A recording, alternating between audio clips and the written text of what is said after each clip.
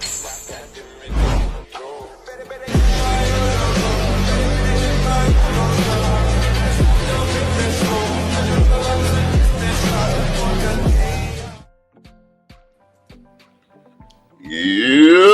What's up? What's up? What's up? Welcome to another live streamed episode of A Different Day. Welcome, welcome, welcome. We have, as you can see, not Nisi. So it's a collab episode. We got Marcus from Gentleman Style Podcast. Go ahead and introduce yourself, sir. How's it going? How's it going, everyone? Happy to be here. Thank you for inviting me to this incredible show.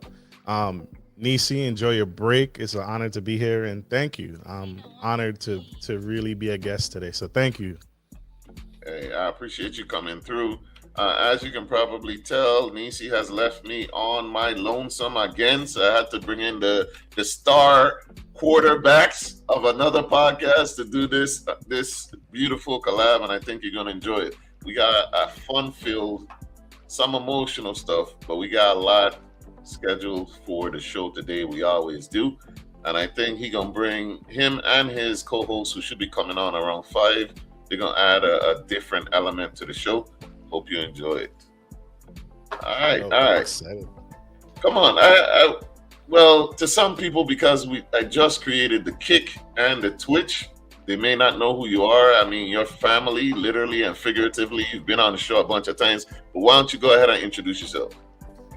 Yeah, so my name is Marcus Norman of Gentleman Style Podcast. I am the host with my incredible co-host that Mr. Jah mentioned earlier. But I am the host of Gentleman Style Podcast, God, Family, Finance, Self. And so what we talk about is all the things that we need that is lacking in the community that we are not doing well in. And we talk about it all: politics, sex, dating, relationships, and all the hot topics. And we bring guest speakers on the show to help you, me, we at large do better in life. So that's the show. Ooh, that was a damn good introduction. I like that. You see, he's a professional. He's been doing it. He's blowing up on a major way, and he's on all major streaming platforms. A lot more than I am, because my brother, if you didn't know, that is my legitimate blood brother. He's been doing the podcasting for quite some time of Gentleman Style. I can't wait for y'all to meet the unorthodox Southern Belle, just so we could let you know what we do here if this is your first time tuning in. So we cover local, aka the U.S. Virgin Islands, national news, trending topics, and a lot more. We have the MS of the week, which is the Scunt of the week. A little bit later on, that's a very popular segment where we tell you about the mother skunk that's been acting up this week. Could be locally or nationally, and we go ahead and tell you what's going on with them and why they've earned that title. And also, we will be talking about, because we were asked, which I probably would have did it anyway. We were asked by the creators of this YouTube U.S. Virgin Islands based short drama that I'm always watching. They just released a new episode. The drama is called Sand. They just released episode 9 of their 9-part series so far. It takes a while for them to come out, so I'm always excited, and we're going to do a live reaction to a clip that was sent in from the creator, Team Factorize. Kevin Factor did send us in that. We're going to do that a little later on as well. Super dope. Yeah. So let's go ahead and get into it. Let's go ahead and really start the show. Please share the live, repost, subscribe to the YouTube, because we are live on our YouTube, VI_very_own. Tell people about A Different Day and let people know that we are on right now. But we like to start things off. We don't like to go into the bad news. We start things off with the good news. And we do request, hey, we can shout you out live also. So keep that in mind. So when it comes to the good news, it could be anything: an anniversary, birth, happy birthday, marriage, proposal, all of that stuff. We'll shout you out live too. So go ahead and send us your good news. All right, with the good news of today, we want to shout out The MIB Rebels. The MIB Rebels, 11U and 12U teams each completed undefeated 4-0 runs and won gold in their respective divisions at the Caribbean Shootout International Basketball Tournament in Puerto Rico. The two championships marked another step in the development of the My Island Ballers Youth Program, which brings together student athletes from different island schools and communities across the Virgin Islands. We want to shout out the MIB Rebels. That's My Island Ballers. Rebels for the MIB Youth Program. Congratulations, Ballers. All right. And Shabba. That's all I got. Yeah, big them up, big them up. Unfortunately, that's all the that's all the good news we have. Unfortunately, how do I gift? Yeah, we're not even monetized yet on we're not even monetized yet on YouTube, man. But please go ahead and share it. Go ahead and share this video. Go ahead and subscribe. That's how you could gift for right now. Share the Thank you for that. Appreciate you. Appreciate it. Soon. How much you got? Ain't you monetized? I am monetized, yeah. How much subscribers you gotta have to monetize on YouTube? 1,000. For those who don't know, so we had up to 500 on the first YouTube try. Unfortunately, that channel was actually taken down. So we were up to 500, so I had to start it all the way over. We're almost to 500, but now it sucks finding out that we're only halfway to where we need to be, but we're going to get there. So go ahead and subscribe and tell a friend. You got to say why. Why? Hey. It's coming back, though. It's coming back. The Freaky Friday. Okay. What had happened, which is coming back, what had happened? I ain't going to blame it. Listen, what had happened was we were doing Freaky Fridays, and if you follow Seeing Difference, you've been following for a long time. Freaky Friday used to be freaky. You hear what I tell you? We've really calmed it down a lot, but that content got our YouTube demonetized and taken down. So we're starting over from scratch with lesser, with a less Freaky Friday, and that's coming back. We got a Patreon back. It's gonna start back up in about 3 weeks, looking for guests. So keep that in mind. If you don't know what I'm talking about, let me give you an idea. So this the Freaky Friday intro.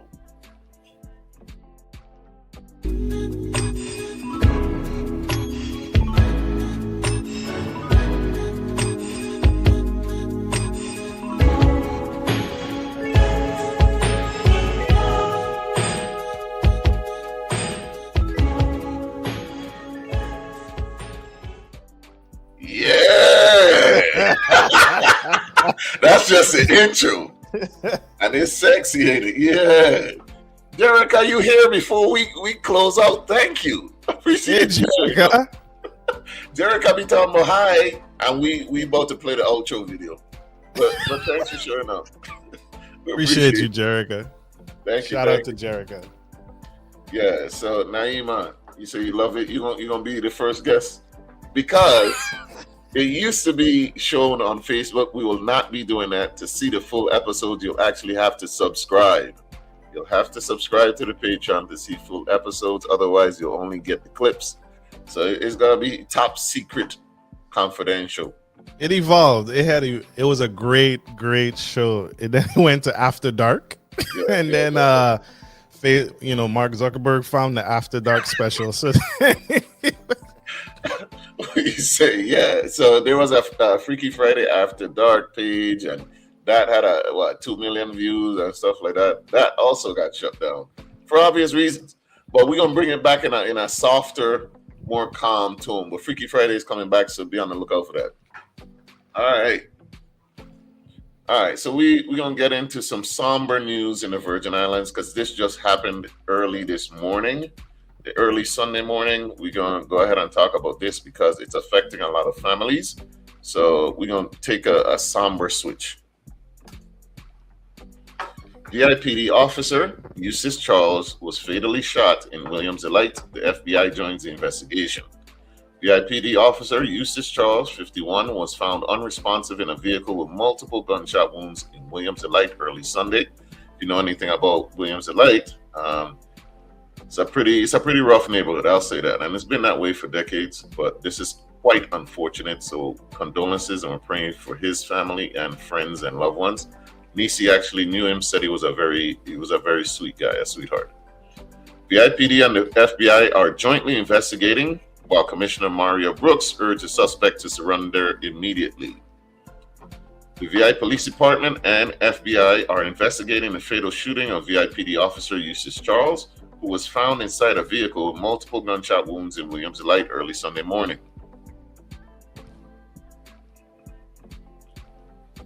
Okay. Mr. Charles, 51, was assigned to VIPD's Executive Security Unit, assigned to Lieutenant Governor Chiganza Roach. According to VIPD Director of Communications, Glenn Drake, the 911 emergency call center received notification of shots fired in Williams Light at approximately 5:50 a.m. on July 26th. Responding officers found Mr. Charles unresponsive inside the vehicle with multiple gunshot wounds.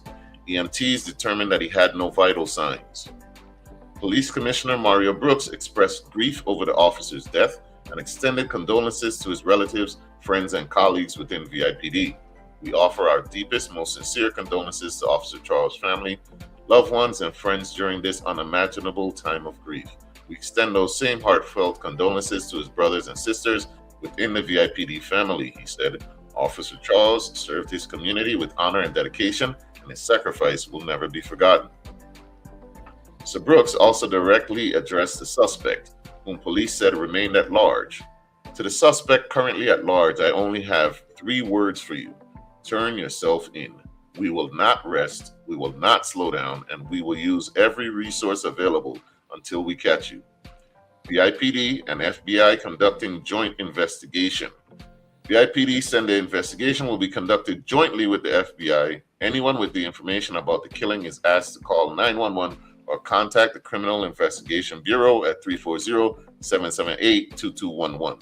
Anonymous information may also be submitted to Crime Stoppers VI at 1-800-222-TIPS. We're going to leave that number up on the screen for a little bit. Now, I'm glad to see that the feds are stepping in. I'm very glad to see it because his family, friends, his loved ones, they deserve a serving of justice quickly, expeditiously. What I would like to say also is for the VIPD also to do this kind of thing for every citizen that deserves the same kind of justice, because the Virgin Islands is a place where violence like this occurs, and it seems like regular citizens do not get this response. There has legitimately been a rash of robberies for local businesses, especially in Christiansted, where there have been as much as 5 or 6 in one night. Robbery sprees, and the feds don't come down for that. Not saying they shouldn't or comparing. I would like to see it done for both. That's all I'm saying. But yeah, that's the Crime Stoppers VI number, 1-800-222-TIPS.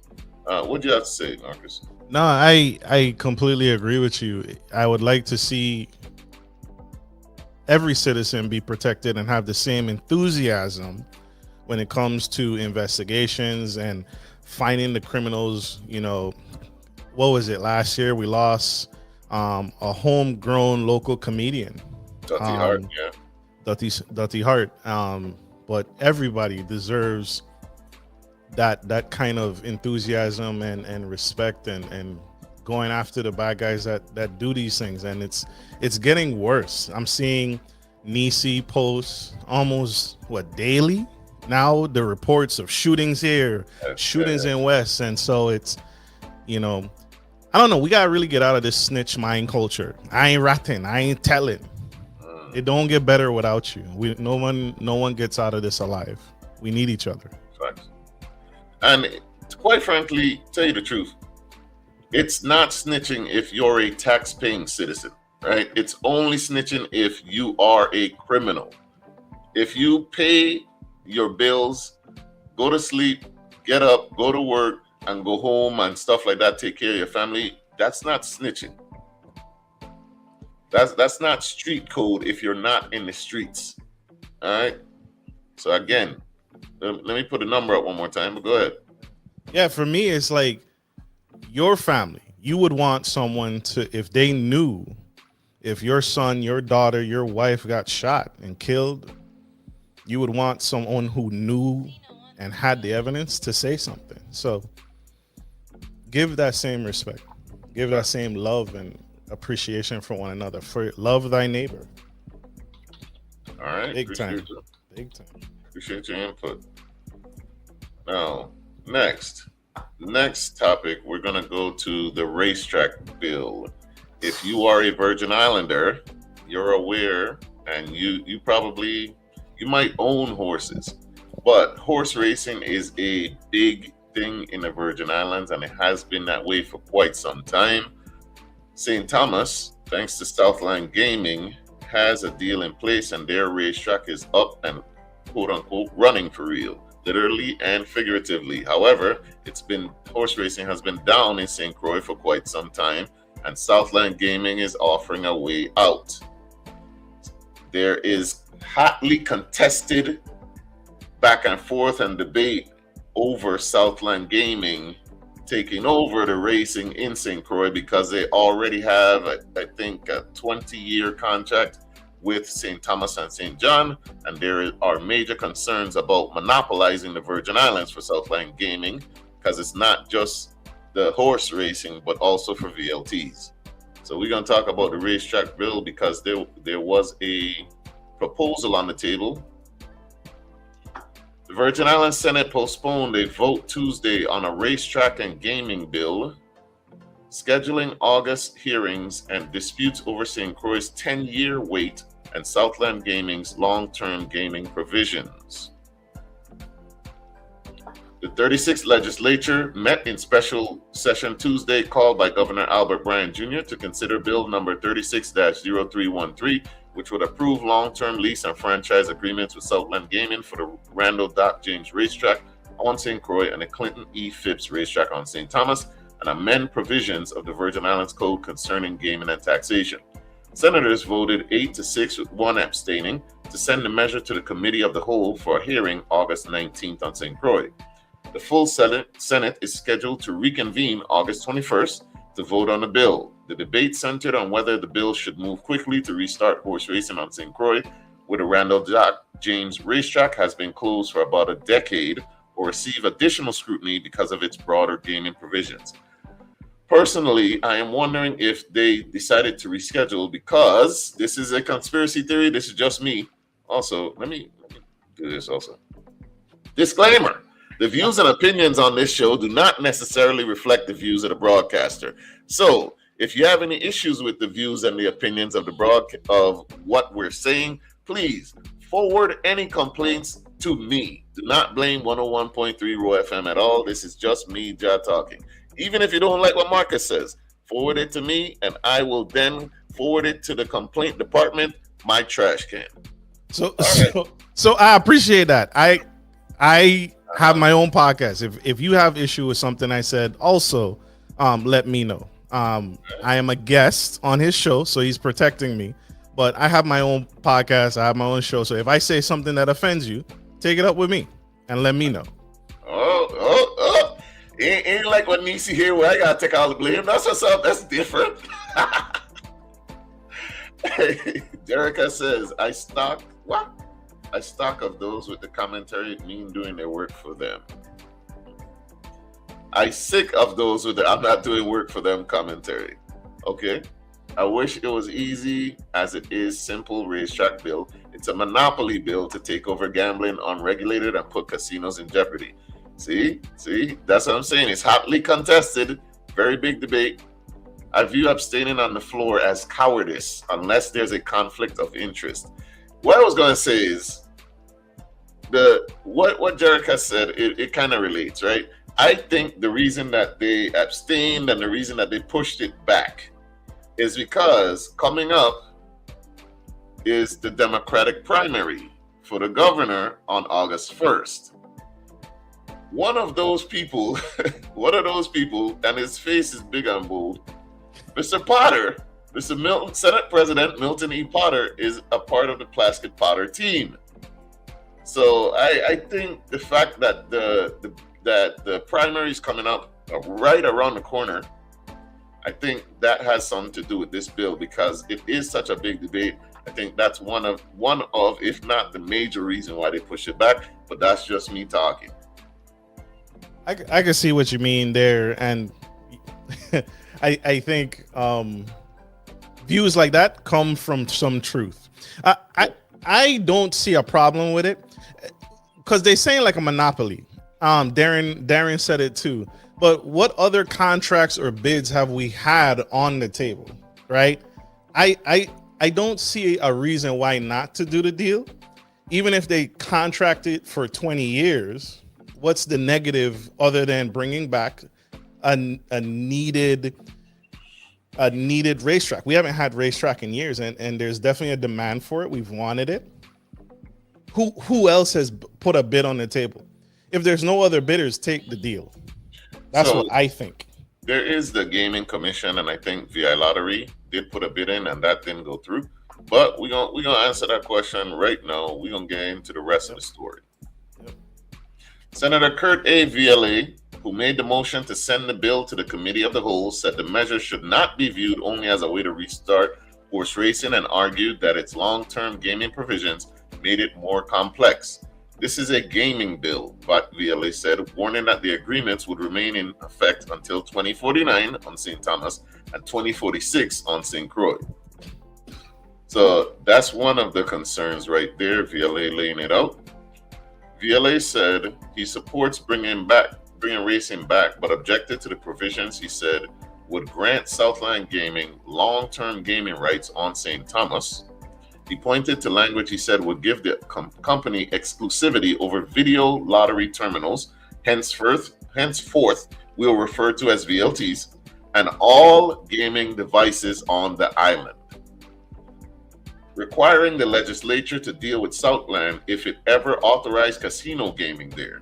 There's a clause in here that gives them exclusivity for all gaming devices in St. Thomas, VLA said. It's in the agreement.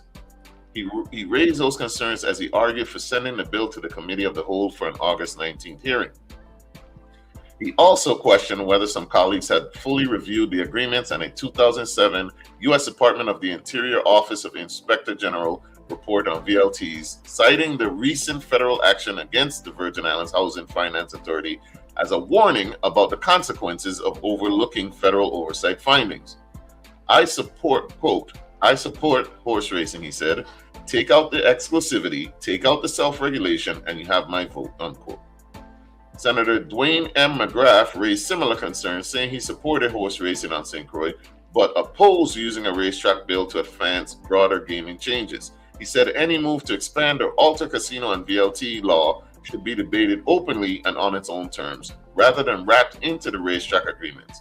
He argued that if we're going to change the laws, let's do it, but not under the guise of horse racing. Senator Novell E. Francis Jr. argued that St. Croix had already waited too long. Francis noted that the Randall Doc James racetrack has been closed for about 10 years and said St. Croix has been waiting a decade for racing to return. He said he supported vetting the bill but wanted it heard sooner, objecting to scheduling the hearing for August 19th after an earlier date had been set aside for Water Island development. Quote, when are we going to stand up and ask for some priority for St. Croix, he asked. Senator Carla J. Joseph also opposed the delay, saying the legislature could have convened as a committee of the whole during the special session and taken testimony from horse riders participating from St. Croix. She said Southland Gaming had already shown it could complete work at the Clinton E. Phipps racetrack on St. Thomas. Southland Gaming has demonstrated they can get things done. Joseph said, quote, we have a track and they've been having races periodically on time and it's safe. So I was ready to vote. Several senators also questioned the legislature's broader priorities. Senator Kenneth L. Gittens asked why the legislature had convened a special session on the racetrack and gaming measures, while other issues, including federal recovery funds, crime, and the reliability of the territory's power system, remain unresolved. Quote, we can't even keep the lights on, Gittens said, noting that the legislature was without power when senators arrived for the session. This is why they said the VI is not a real place. In closing remarks, Senate President Milton E. Potter said horse racing was, quote, woven into the cultural fabric of the territory, particularly on St. Croix, but argued that the long-term implications of the proposed agreements justified additional review. Woo! All right. Yeah. There was a deal before and it was sabotaged. That's not me. That's Darren saying. There was a deal before and it was sabotaged for Southland Gaming. Ooh. Plot thickens. I think so. Those are some great points. Yeah, it's too long. Yeah, it's too long. 20 years is too long. And the exclusivity piece, right? It allows no one else to have the LTVs in the region, and they can do whatever they want. And those are some valid points. And yes, there are bigger issues like power. I kind of see it like data centers in the United States as a whole, and solar panels. Yeah, there's some bigger issues that we need to address. So yeah, I think we should. Racetrack racing is definitely a pastime, and it's something to allow people the benefit of easing their woes in their minds, and it's definitely needed in the territory. But we definitely need to fix our hospital. I've been a big advocate for fixing Juan F. Luis. Also, we started a renovation on the old hospital and bringing that back up to speed. There are definitely some bigger ticket items, medical care, proper medical care, in on top of racing and gambling. I don't know. I'm not political. Maybe split the bill. Let's approve racetracks and work on the gaming side later. But yeah, we definitely have some bigger fish to fry. Yeah, definitely agree. We do have bigger fish. I think the problem is we have too many fish. Like, there's a lot of fish to deal with, and it seems like they're struggling to figure out which one to do, and they can't agree on that, which is a problem in itself. So I'm going to ask the audience, we want you to engage with this poll real quick. Can you go ahead and let us know the Southland Gaming Racetrack deal? Are you for it or against it? Just type the number 1 or the number 2 in the chat to vote. If you're for the Southland Gaming Racetrack deal, type the number 1 in the chat. If you're against it, type the number 2. Just those numbers, nothing else, so we could calculate it properly. Talk to me. So, Southland Gaming, like Darren said, Darren thinks that there was some sabotagery and some treachery going on. There's VLA is concerned. VLA is concerned because he's saying that this is a gaming deal, not a racetrack deal. So he's basically suggesting that Southland Gaming is trying to monopolize gaming, but they're using the need for the tracks, and they're playing on the cultural essence of wanting racing back to get that deal. So yeah, go ahead and tell us in the chat. Are you for or against? Go ahead. Yeah, but that's a constant, right? With any political bill, they always sneak their agendas in the fine print, in the small print, right? Mm-hmm. They always add the extra stuff. Well, yeah, we'll approve Medicaid. Yeah, we'll approve the hospital, but can you give me a little bit more on the housing bill? It's all negotiation, right? It's all back and forth. It's a political negotiation tool that they've done for years. So that's why I say separate the two. That's what they did with the last year's government shutdown. The things we can agree on, separate it. Get it out, separate the bill. Let's approve what we agree on right now, and we'll have a contingency to work on the gaming side in August and see how many votes we get there. You know, that's another thing with our legislature, man. We have 15 senators.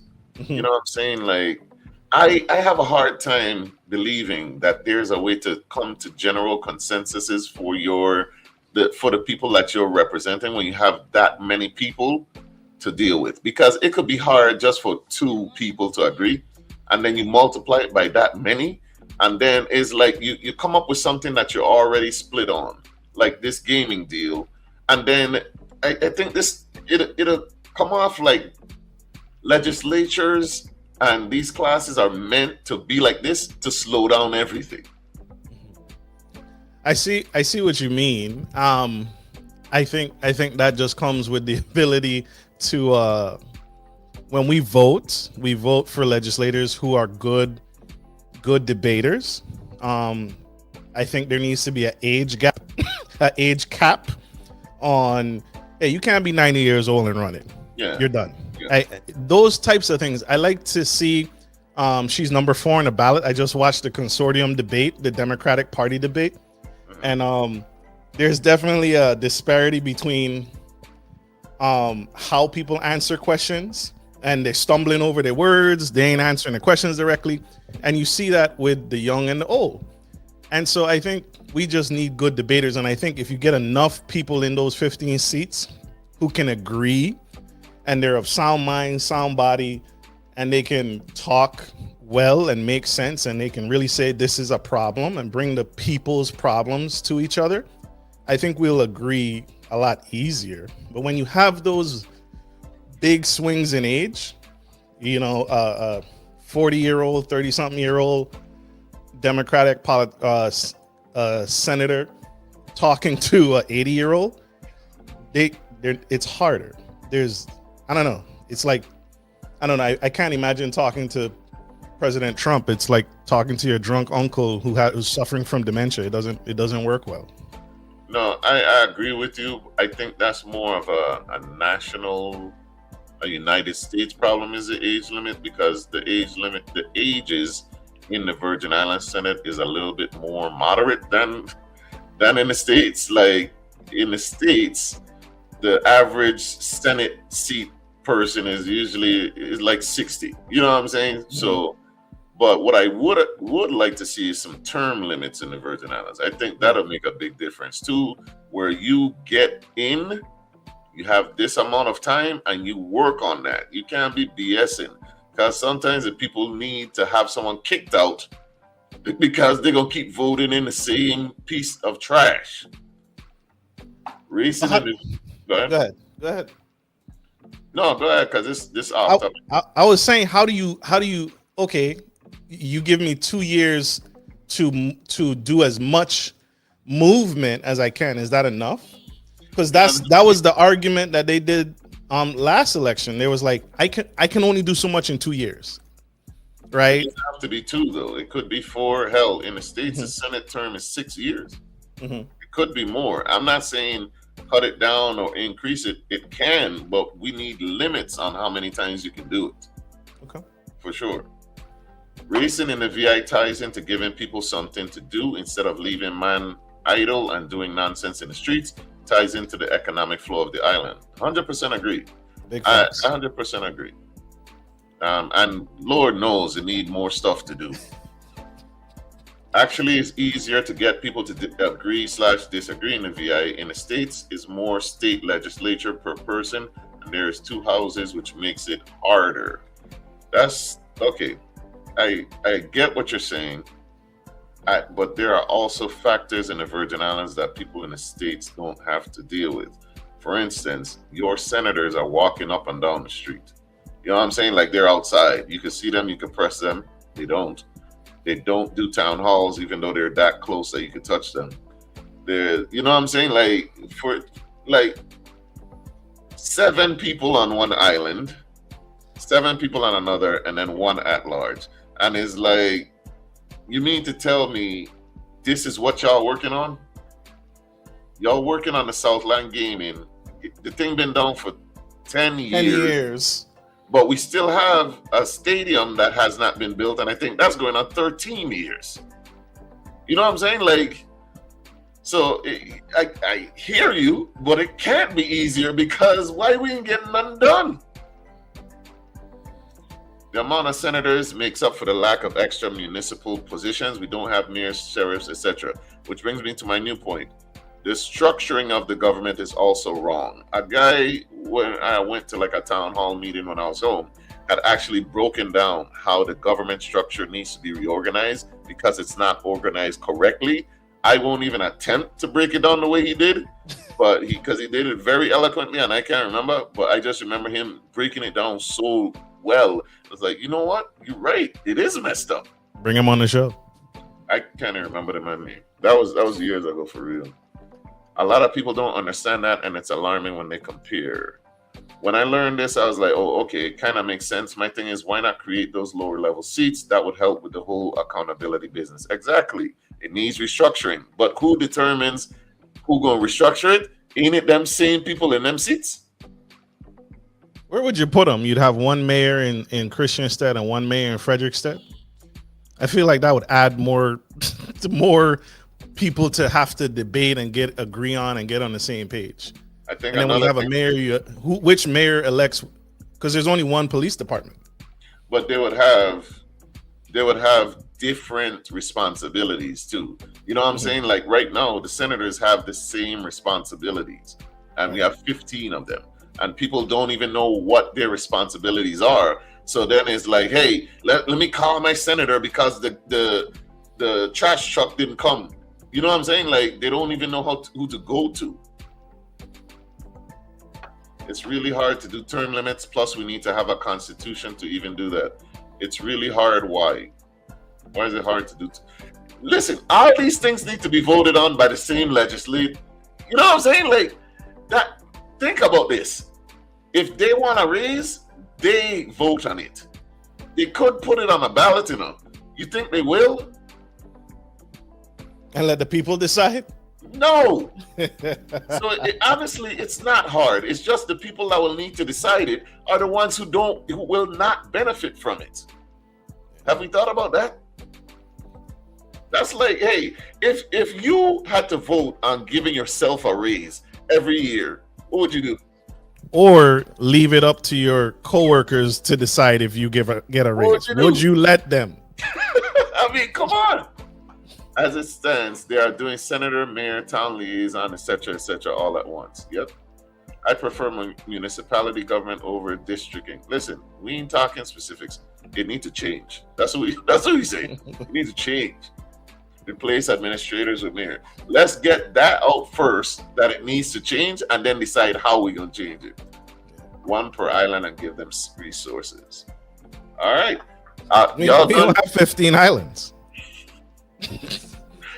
Hey, that's another thing. Then they're going to fight over who's going to be which. You know what I mean? Like, I want Puerto Rico. All right. I want St. John. 75% in the chat.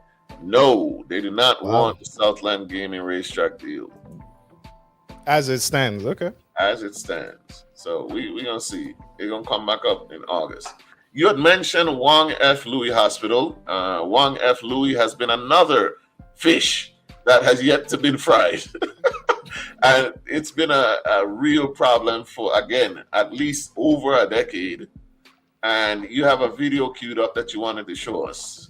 Yeah, so this is Miguelina Valdez. I went to high school with this young lady. Incredible heart of pure gold. I think she's back home still. We went to high school together, and she had a clip that went viral in the Virgin Islands that I would like to play for you all to get you guys' opinion on. So let me know what you guys think. It's costing like a sailor left and right. And before TikTok banned me or any other social media platform, I think it's best if I just take the time to react a different way so the message could be loud and clear. So today my mom actually went to Wong F. Louis Hospital on our big island of St. Croix. If you can call that a hospital. Nonetheless, I digress. She went there because she's been having chest pain for the past 3 days. She thinks it's heartburn, which I don't think that's heartburn necessarily, but you know what, to each its own. I think there's an underlying condition that needs to be explored a little bit more. She goes in there, she's been there since morning, and they told her, hey, we're waiting on a reagent from St. Thomas to come in at like 2 p.m. Mind you, she's been there since morning. 2 p.m. came, another reagent still hasn't arrived from St. Thomas. So we're hoping it arrives at 4 p.m.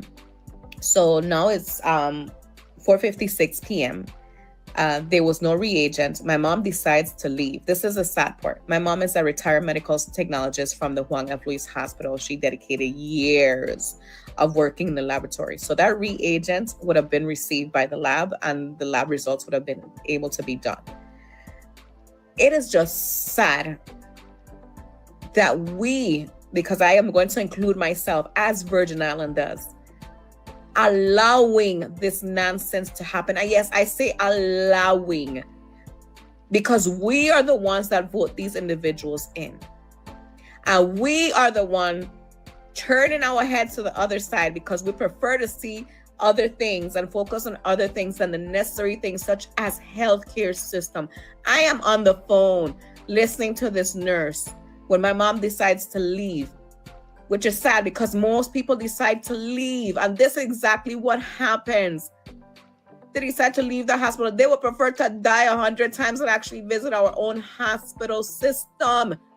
Who is actually operating this hospital? God knows, but we are accredited by the Joint Commission, who I will happily call this evening, who I'm happily sending emails to this evening. I am hearing the nurse in the background actually encouraging us as a community to please stand up for our own people. And she don't sound like she a cruising at all. She sounds like she is fed up. She is there trying to do her best. And she's removing Ivy with my mother to then tape her up with her own tape that I guess she is purchasing on her own. A tape. Same tape you get when you're bleeding. A tape. But you know what? It fed me up even more. When my sister and people like Cece in the community to be standing up, right, for what's right. You know how much cats to show up to the tree? And I don't mean cats literally. I mean people. Maybe 2 to 3 people will show up for her, for the cars, for everything else. You do a big jam and St. Croix, you should see that thing ram-packed full. And I guess, you know what? He who feels it knows it. And I'm feeling it right now. I am feeling it right now because I'm fed the hell up. People we put in the office just sit in some AC and they ask all damn day and not give a damn about our people. Because guess what? They themselves can fly out. People that have money or have been able to save money throughout these years can afford to fly out their own people. And we just sit here and allow it to continuously happen. And when people like myself, educated individual, master's degrees, I have friends who are nurses, I have friends who work in different areas that are capable of coming home. We are discouraged because we fed up. We have to sit and watch our own people go through shit that nobody should ever be going through. A reagent from St. Thomas? So you mean to tell me that we would allow our own people to just sit there and die and do nothing about it? Absolutely nothing. I have advocated with education system. I had my own little thing going on. I went to apply. I get discouraged. Want to know why? The loopholes that I give our own people. Me wanted to go back home to work with our children because you know what? We are so... Yeah. Yeah, frustration. Miguelina Valdez, again, I went to high school with her, heart of pure gold, and when I saw that video, that hit hard. She's fed up, and I agree with everyone that voted no. There's more important things that we should address. Correct. Now, how could I let this pass me by? I forgot to tell y'all, this is a call-in episode, our very first.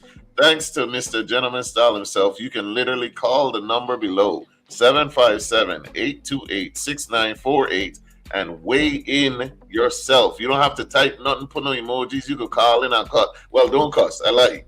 I probably should have said this also. We don't curse on here. We don't curse on this. So please, if you want to call in and weigh in on the topics, you can do so. The number is scrolling below. Jerica says, last time I went to Juan F. Louis, I walked out after a few hours. Not I again. If I kick the bucket, oh well.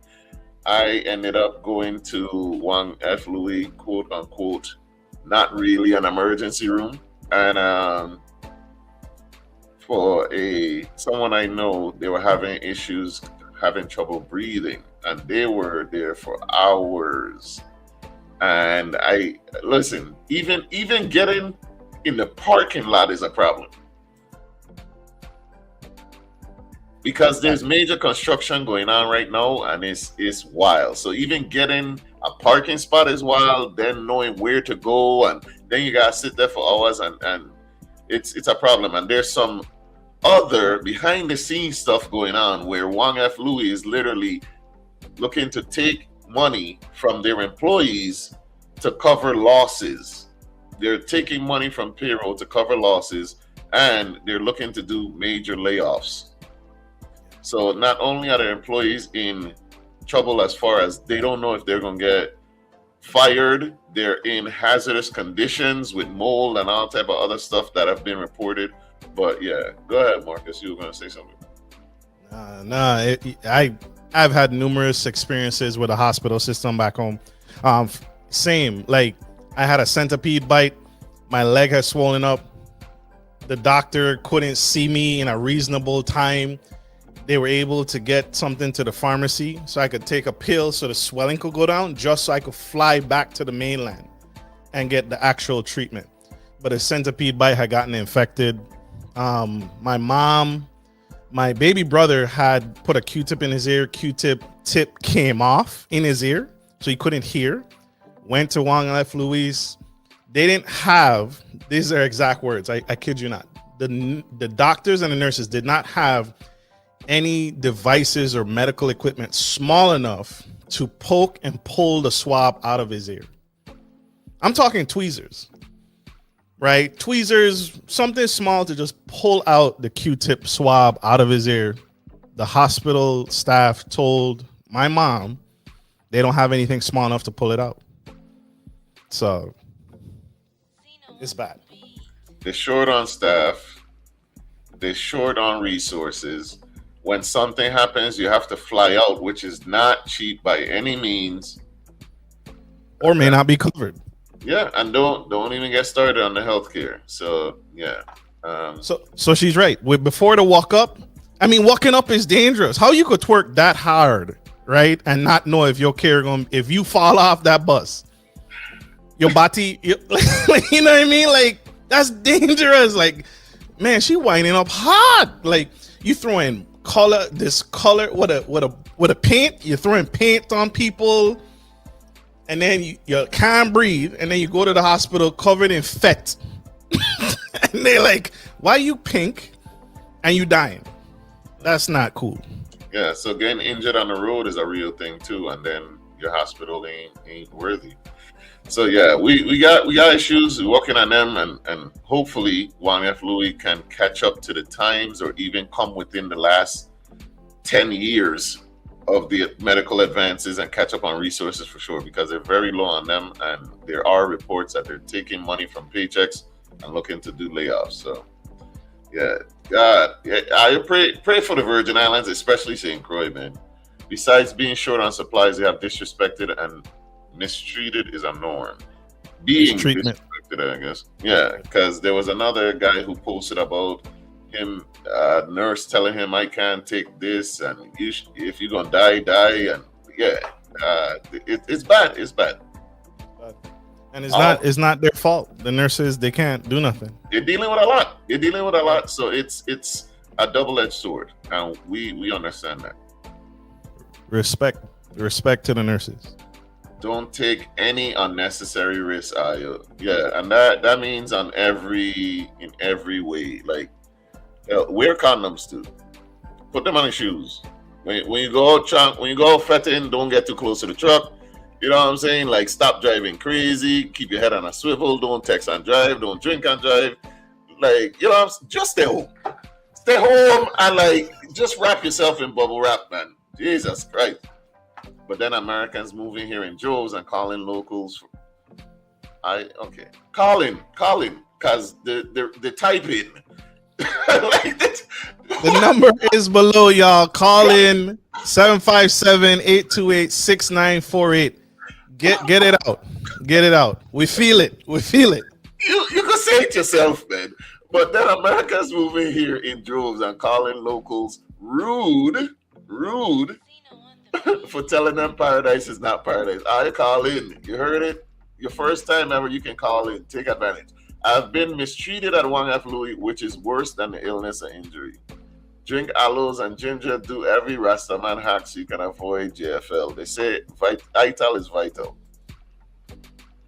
All right, and you know what? Let's get to it. Hey, can you read this? Yeah. Can you read this? Hold up.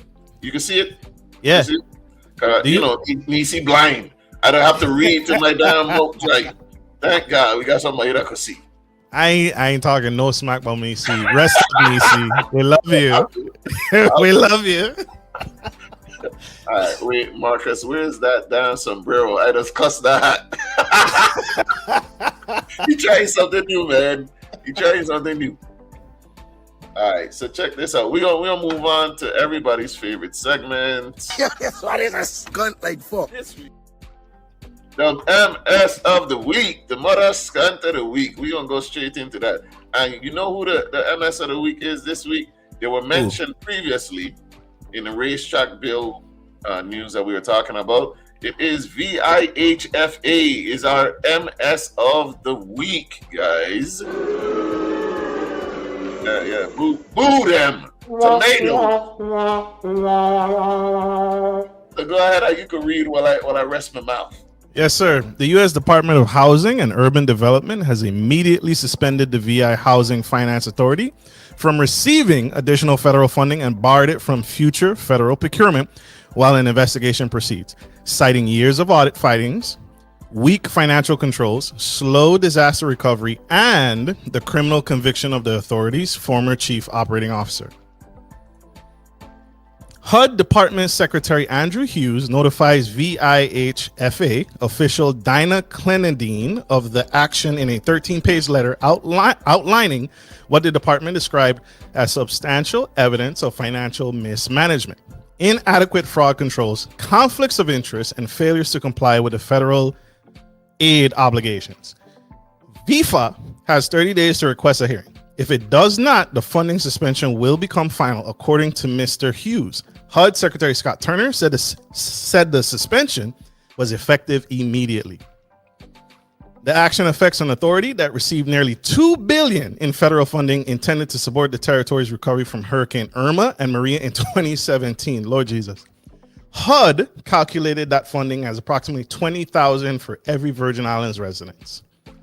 9 years later, because of FIFA blatant mismanagement of these critical disaster funds, USVI citizens still do not have the housing and electrical power they were promised nearly a decade ago. HUD stated, pointed to the continued presence of blue tarped roofs and deficiencies in the territory's infrastructure and electrical grid.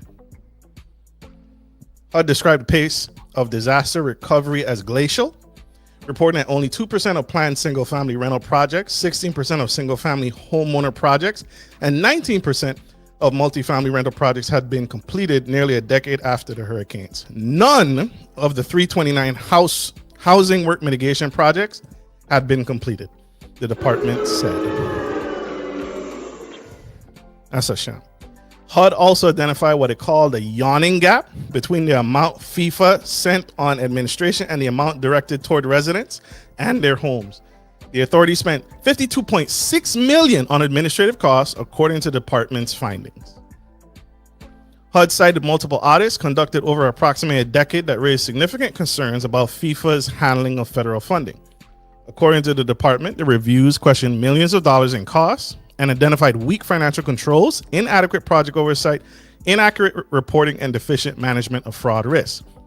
A 2026 audit found that FIFA had not established a structured fraud prevention framework, despite overseeing approximately $1.9 billion in disaster recovery funding.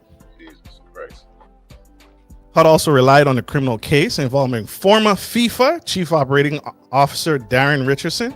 He sounds familiar. Who was sentenced in March to 36 months in prison after being convicted of bank fraud, money laundering, making false statements, and criminal conflict of interest. Prosecutors said Mr. Richardson received $107,000 from a contractor in connection with a contracting scheme. HUD said the misconduct occurred during execution of his duties at the authority. The contract involved was later increased by 50% from $3 million to $4.5 million, according to HUD. Much of the lumber acquired under the agreement was subsequently allowed to rot in the tropical sun, the department said. HUD said its Office of Inspector General also found that FIFA employees had personal knowledge of the fraud or suspected fraudulent activity, but authority did not conduct further investigations nor notify senior management. According to HUD's recounting of a 2023 Inspector General investigation, FIFA's auditing apparatus notified only the directors overseeing the divisions involved. Those directors allegedly sat on the findings, the department said. HUD cited those findings along with the circumstances underlying Mr. Richardson's conviction as further support for the immediate suspension. Thank you. You Shame. have a great Shame. reading, sir. Great reading voice. Thank my dad. He was a reading teacher. Yeah. He has a great voice too. He said he put it together, man. VIHFA, FIFA. Yeah. That's what he's talking about. So yeah, they are our VIHFA is our Scunt of the week. And you know what really made me pick them? Why? This. The most corrupt, the very most corrupt administration in the history of America, literally called Trump admin freezes out Minnesota of the Caribbean. They're calling the Virgin Islands the Minnesota of the Caribbean. The most corrupt administration in the history of the United States took this. What happened here? Mind you, it is corrupt. But to have the Trump administration call us the Minnesota of the Caribbean over alleged Hurricane aid abuses, oh man, that's a shame. Imagine the cartel calling the police on you. That's basically what happened. Pablo Escobar calling the cops on you. Oh man, that's a damn shame, dog. That is a mother Scunt of the week. Yes, and they earned it. It's a shame to have the Virgin Islands name out there in the public for stuff like this. It's a damn shame, dog. Especially when we're pushing tourism. We want you to come. We got all this investment in videos and all these content creators come in here to push it, and then that comes out. That hurts. Yeah. Hey, but again, call in, be on the show. This is your opportunity to make your voice known. Call in and be on the show. Call 757-828-6948. Call that number below. You could tap it. You can weigh in on us. The phone line is open and ready. Dara said the problem at FIFA is that it is a symptom of a much larger problem. At what point is it like the problem is so large it might be unfixable? I feel like we're getting there, or we're very close. They're too cantankerous. I like that, Miss Harris. But I think we can grow to a point where it is too insurmountable, kind of like our national debt. Like now we ain't even making interest payments on our bad boys. So yeah, if it goes on too long, it can be overwhelming. But again, we need to fix the power. We need to fix the consistent power. We need to fix the hospital. We need to fix a lot of stuff with it. But and housing now and more fraud. Great job. Jerica is asking, help me understand the Minnesota reference. Minnesota is smack dab in the middle of a over $2 million Medicaid fraud scheme right now. And Trump's administration is focused and locked in on that. That Medicaid scheme is so wide that it encompasses issues with HUD as well. And the HUD secretary for the Trump administration is locked in on the Caribbean now, the Virgin Islands specifically, because of this. So that's the reference behind the Minnesota thing. Because there was a whole big thing about Medicaid fraud in Minnesota, and then there was some daycare stuff that was going on, and illegal immigrants. It's a big thing. Minnesota is also a swing state, so it is constantly swung from Republican to Democrat. So, yeah, they try to make other people still believe that they're not the fraudulent ones and they could fix the fraud. We shall see. All right. I remember I told y'all earlier that we're gonna watch we're gonna watch a clip from the new Sand series because episode 9 is out. It has 1,300 views. We're gonna try and take that way up. Way up. All right, but first we gotta bring on the beautiful, the lovely, the effervescent, the co-host of Gentleman Style Podcast. She's here with us. Wait, I gotta give her some music. I gotta give my host. Right. She's an unorthodox Southern belle herself. We gonna wait for the music. Don't cost you a fee to come sit with me. Look at my team, they winning. Look at my sons, they winning me. That's why I'm protecting my energy.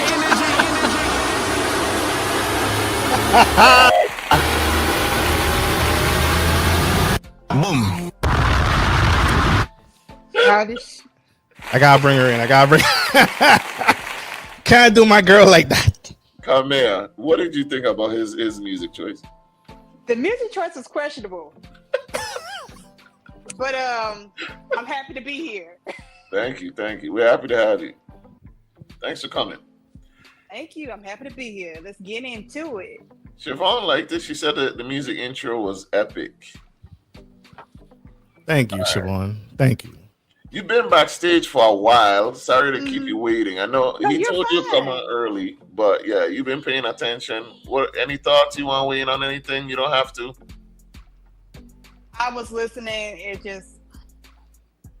I don't like to weigh in on it because I'm not from there. Hey, that's all good. But it seems like a whole lot of hell that needs to be cleared. And we That probably is- going to have to wait a couple years until we get the person who's in the chair out and probably try to get someone in that's going to possibly assist in fixing things. But it's like Marcus said, it's like the debt. It's just growing and growing, and we're not sure whether we're able to get back from it. Which one is more important to you on a tourism, right? Your economy's ability to bring people in to and celebrate your culture and celebrate your history and identity, or medical and healthcare? Which is more important to you? We need to take care of our people first, medical and healthcare. Take care of home first. All the other stuff can come after. It's literally life and death. So yeah, I rock with you on that. Yep, All right, take care well, of home first. I'm hoping you could understand. I'm hoping you could understand what I'm about to play. So let me give you some context, right? Before I play the clip. So there is a U.S. Virgin Island based drama, YouTube drama. I think that's the best way to describe it, right? So it's set in the Virgin Islands. The people who make it, Team Factonize, one of the head producers, Kevin Factor, he sent us a clip because their latest episode 9, is out. The series is called Sand, right? I've been following this thing since episode 1. Let me break it down to you. Let me break it down. Hey, Ayoko, call in. Be on the show. 757-828-6948. But let me break it down to you before I play the clip. So episode 1 is when Jassy Clark, he was away, right, in the States. He wanted to he was going to college and stuff, and he moved from the Virgin Islands, and he said, nah, I done. Moved back home and wanted to be a musician, right? Jassy moved back home. We're following his story, and we're also following Kevin's story. Who Kevin is the comic relief. He's a mess up. He's a mess up. He's a lovable clown, right? And Ilani is Kevin's best friend. They work together at this bakery, I think, or this store, and they deliver food, right? Mm. Kevin and Ilani, they're friends, but it gotta will they won't they type of thing. But Kevin he's a player. Ilani has a boyfriend. The boyfriend, Jerry, is the villain. Like, he is clear. He don't walk nowhere. He ain't got no money. He broke. He he cheated on Ilani with like a bunch of girls, blah blah blah. Scrubbish. That's where we are. Yeah, So in this clip, Kevin has found out. Well, everybody found out about Jerry cheating and treating Ilani bad, right? Mhm. And she didn't show up to work. Here's Kevin. We gonna watch medical over tourism easily. Listen. You know how I feel about tourism, man. I ain't even know. But here's the episode of Sand. We're gonna play it. We're gonna watch it together. This is episode 9. Let me turn off this music. I'm excited. I hope you enjoy it. We're gonna do the live reaction. See what y'all think. Okay, these are the new schedules. Here you go. All right. Work starts at 8 a.m., not 8:10, not 8:20, not 8:45. Do you have any questions before we close up? Okay. Well, I got a question. Well, it's more like a statement. Yesterday, when we went on deliveries, we see Ilani, boyfriend, with another girl. So spill it tea. What happened? Well, nothing happened. But then I went to put gas in the car, and I see him again. And I thought that was the perfect opportunity for me to be a big brother to Ilani. Right. When me and this man are lock eyes, I just get angry. Because me like what this man doing. You check what he's saying? I walk up to him and I bust you a slap. And then I realized that a girl in the car. So I pull she out too. And I start beating both of them. You check what I'm saying? Lying. I beat them man so bad, right? You see the gas station, man? He come out trying to part fight. But you know what happened? He get beat up too. What you think this is? Kevin, that's enough. Guys, thank you for coming. We'll see you tomorrow at 8 a.m. Thank you. Kevin, I need to speak with you privately. I'll beat you up though. I'm sure you do. So you out here beating up people. That's why you didn't return the company car. No. That was just a story I tell them so they know that I is the man around here, you know? Tell me what really happened. I did go to the gas station and I did see him. He was putting gas in his car. He went in his car. He drive up. When he went, I follow him and I wait until he get out of the car and I pop his tires.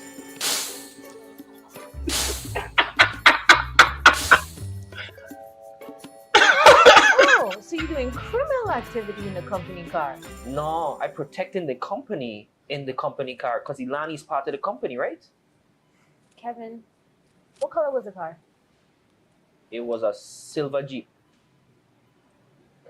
Kevin, Jerry does not own a car. That Jeep belongs to Ilani. You don't see him dropping her to work every day? I never see she drive the car. Wow, like who sent you? No wonder she called out today. She call out? Yes. She's probably home thinking how she gonna replace. How many tires you got? How many tires, Kevin? The last brain cell. All 4?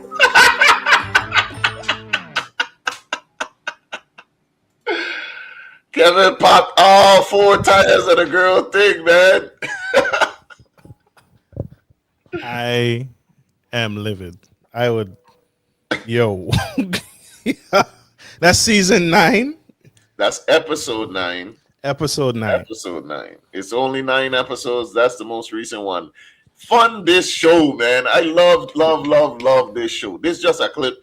The full episode that be like 24 minutes to 30 minutes long. So, donate. Go follow Team Factornize, guys. Team Factornize. Go ahead and subscribe on their YouTube. That was where are you? That's Sand. The series is called Sand. See, episode 9, Team Factornize. That's how it's spelled, Faktornize. Go ahead and follow them and go ahead and watch all the episodes. It ain't gonna take up too much of your time. Great job. Shout out to Factornize. Big up. Well, what did you think, Carmen? I know that there was the accent, but I put in the translation. What did you think? It seemed like it's some interesting dynamics on there. And just from that one alone, the person who Kevin. Yeah, he's just that type He of said special. dummy. He's that type of special that you just got to see how far he's gonna go. Yeah. Yeah, definitely. It seems like a good series to keep watching. Yeah, go check it out, man. I love that series. I really want. I feel like that series is so good, right? It should be on TV. It should be out there for real, because this is self-funded. And y'all go ahead and donate and go ahead and tap in with Sam for real. Get them up to Netflix. Exactly. Get them up to Netflix. Because if y'all love what was that show? The African man with all the drama that y'all love. Polygamy. The Polygamist. My stomach still hurts. Please. I ain't watched that yet. I haven't watched it either. It puts a. A lot of women have been saying it's been turning their stomach. It's on. Yeah. It's nasty, or is it just like? It's like it gives you a weird feeling, makes your head hurt. I guess because people can. We already know that people can be screwed up, but to see it on screen, this man doing it like this, for him to actually show it on and act it out, it makes a stomach turn for us. It makes the head hurt. I can't personally. It was a great series, a great show. I cannot rewatch it. I don't think I'll be watching it. I think you should watch it at Really? least once. Really? But I cannot rewatch it. Are you gonna watch it? I'll watch it. I'll watch it after Sands. I'll watch it. I think y'all should watch it. Or before. After Sands, I need a palate cleanser. I think I'll need a palate cleanser. Is what it sound like. The Polygamist is not a palate cleanser. No, I'll watch Sands after Polygamous. Okay. I need a palate cleanser. I think you should watch it, and then we all should maybe get back together to talk about it. A review? Yeah. Okay. All right. I ain't gonna lie. Naima says, "Oh, I'm traumatized by the Polygamist." Yeah. Really? Yeah. Kevin need licks. He's trying to help, but he sabotages his own friends. He need blows. Kevin need blows. He's a lovable fool, though. I love him. 4 flat tires. You can pop one. One would have at least pissed her off, right? It would have got your message across to the dude. He didn't even. 4 tires. He didn't even verify whether she had a car or whose car was it. He said, "I'm just going to assume and pop all 4 of them." Listen. I appreciate the cultural relevance, because how many women, I know too many women who guys drive their car. So that's very culturally relevant. Listen, I love that it takes place in the Virgin Islands. They still talk in their accent, even though they tamp it down a bit so it could appeal to other audiences. The soundtrack is amazing. I love their soundtrack. The music that they play in the background is always lit. And the lighting on point, you know what I'm saying? Like it's well written, it's funny as hell. You know Saida Carter, right? Yep, Saida, love her. Saida's in one of the episodes. Dottie Hart is in one of the episodes. Rest in peace. It's dope. It's dope. I would love 50 Cent need to pick that up then. Curtis Jackson, put that in the Power lineup, the Power series. Somebody need to. I'm gonna be honest with you. Why we still like loving 50 Cent and his power, like drugs, killing? What? How many series we need with the same storyline? Basically, I sell drugs. I'm a family man also. He's going with what a lot of people are watching right now. It's unfortunate and fortunately for him, a lot of people love the drama. They love all the negative stuff. Positive shows are not lasting like they should compared to a show that has drama, killing, drugs, and all the stuff that we shouldn't be, digesting. And this show, Sam, it does have drama, but it's also a positive show. It's no shooting, no cussing, none of that stuff. But I love it and it keeps me engaged. Y'all check out Sand. He could have stopped at 2. It only got 1 spare. Come on, Kevin is always a Kevin. LOL. That's the thing though. Like when a tire get popped, you don't hear it. You had time and like he didn't hear all 4. And shout out to the guy that plays Jerry. Jerry plays being a villain so good. I hate him in real life. Yes, I know people hate him in real life. I know they'll stop him on boxing. I know. That's like the dude from the Medea, the black bald head dude from that man will never, no one like him in real life. He can't get no other. As you mentioned him, Darren says, don't people still watch Tyler Perry? If they can watch that, then they can watch Power. But that's them show. Tyler Perry shows is trash. I'm sorry, man. Like, I stopped at Acrimony. I stopped then because it's like I know what's going to happen. The writing is terrible. The wigs is terrible. Why are you giving bald head people wigs anyway? All that money, still can't get the hairline and the hair lace right. I can't. Why? You're a billionaire. He goes down probably to the beauty supply store that's closer to the studio and say, just pick one, pick some, and bring them all back. These friggin' Party City wigs. You rich. Why do we love Power? I can't tell you what one full episode of Power looks like. I have watched Power, but the first season, with ghosts. Ever since they ain't had no ghosts, I can't do it. It's just generic to me. And I damn sure it went to like BMF and Book 2. And look, do something else. Like T-Pain said, do something else. Give us something else.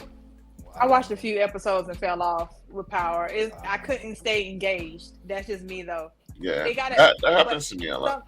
For someone who came from that type of lifestyle or being around that type of environment, and he was like, he could deal with those type of shows because that's what. And I was like, is it a case that I come from a different environment and that's why I can't digest it well? Maybe that could be, but I can't deal with it. A few episodes, I was like, yeah, this ain't for me. I love that when Ghost was a part of it because he really made the show. I think a couple seasons in, when they started kind of murky in the water and like leading up to branching out to Book 2, to hell with all that. No, me on the next episode of How to Date a Gangster. Couldn't be me. Netflix documentary. Could not be me. Dating a gangster. Do you watch that? Love Island. Yeah. I watched the clips, but I haven't watched the full show. So y'all don't beat me down on that. No, I'm an adult. Come through on my FYP, but I don't take it. I'm not serious enough to be like, okay, I'm gonna watch an episode. I'm not that tied in. I don't feel like men should be watching that. I'm gonna be honest. I don't feel like men should be watching Love Island, and I gonna look at you different if you like. Hey, did you catch the last episode? If y'all can watch Pop the Balloon and verses and stuff, I only watch the clips. If people can do that, if men can do that, y'all can watch that too. Nah. Who watches full episodes of Pop the Balloon? Exactly. Well, I know some that do. That's what I'm saying. He might as well go watch Baddies. No, I'm cool. I'm straight. Damn. Yeah, you a Zeus Network baddie, dog. You doing too much. I will never watch Love Island. I can't. I don't even know the premise of the show. I just see a couple clips and what are they crying about? I think they're trying to recreate the it's like to me it seems like a mixture of Big Brother, and then you got love, all these love shows. The first love show, love reality TV show I ever watched was Flavor of Love. If anybody can remember that. That was the first one I watched. I watched the season 1, season 2, and then after that I fell off. But ever since then, it seemed like they tried these stations or platforms try to recreate that feel, and they still haven't got it right yet. Correct. The Flavor of Love was a disgrace. I'll give them that, and I did watch it. Then I hit New York. I watched all of those, and then I watched Love and Hip Hop. I have tuned into those things, but this seems different to me. It was a disgrace, but it kept us locked in, though. Yeah. I guess it was just y'all really so down in the trenches. You gonna go after Flavor Flav? And look, after coming from those television series of dating a billionaire where he gives you a rose and he has a luxury, you drop the Flavor Flav. Yeah, I think it was the case of we was trying to figure out how is it that y'all fighting over him? Like, what is it about him that all of y'all couldn't be with all them baby mamas and kids? It couldn't be. That was being split. Nick Cannon. Well, Nick Cannon is no Flavor Flav. He Flavor Flav. Nick Cannon a player for real now. He got listen. Nick Cannon ain't never missed on a baby mama or a girlfriend. We gotta give him that. He's an idiot, but his roster, woo, top tier. Boy, that's a top narcissist right there. He admitted it. Yeah. Nobody watched the full episode of Pop the Balloon. The reality TV bubble has popped and it's dying. I agree. Nobody watched the full episode. Little snippets alone. What's Love Island? I don't even know how to explain it. I don't even know what station it is on. Yeah. I don't know what it is. I don't know what it is. Look. I'll watch a Drewski skit. I'll watch a Drewski. Yeah, now he's funny. No, Jack. No. Okay, I don't see Drewski as a comedian. He's cool for what he is. I see him as a social commentarian. His social commentary is engaging, but to say that he's funny, he's not funny to me. I agree and relate to his content. Like when he does the skits, I get what he's saying. Is it funny to me? Not necessarily. Like when he did the white dude that grew up in the hood, like I relate. I get it. When he did the NASCAR thing where he blended in and stuff, it was fun to watch. It was entertaining. But I wouldn't I'm going to Drewski's comedy show. Hell no. No, I'm not. Hell no. That. I watched the could have been series. Could have been Wreck County. Watch that. Like he got could have been Daddy and could have been all that. Yeah. My daughter watches that. Those are funny, but I'm not saying I'm about to go to his comedy show. Exactly. Hey, my fellow Virgo, I ain't got no problem with you playing, but it stops at YouTube for me right now. All right, yeah. His social commentary I rock with. Him doing the Republican woman thing, stuff like that. Though his budget, how much is he worth? His like makeup, the sets. I'm like, God, Tyler Perry and him need to link up because his makeup is better than anything Tyler Perry's ever done. He don't go cheap. He's not cheap with it. Virgo. There it is. There it is. Flavor, ugly body. Yeah. The clips of Drewski I've seen don't come off as funny. They don't come off as funny to me. I relate. They're entertaining. Who hurt y'all? He's consistent, and I think that's what y'all like. Y'all overlook that he isn't funny because he's consistent and he's entertaining. People can be consistent but still not funny to me. Just like Kevin Hart was consistent for years, but a lot of his stuff fell off. He used to be funny. Like when he did Grown Little Man and stuff, he came out funny. He just, he started getting money. I don't know. He got political. Stopped being relatable. He was no longer hungry. When I say he was no longer hungry, meaning that he was no longer striving for anything. Yeah, I agree. All right, so I got one more thing from the VI. It's actually the BVI. I know, Hamia, you don't want to weigh in on this type of stuff. That's cool. But I got to touch on it because this was a topic this week. I love when Virgos do that thing where they act clueless onto why people don't like them. Here we go. You got to let that hurt go. I have no clue why y'all don't like us. I love me. That's all that matters. Moving on. All right. Hey, well, where we at? So, Monet gives life to Christ. Monet, for those who don't know, is a BVI artist. She's a musician, and she has some hits. Don't make me lie to you. Hold on. She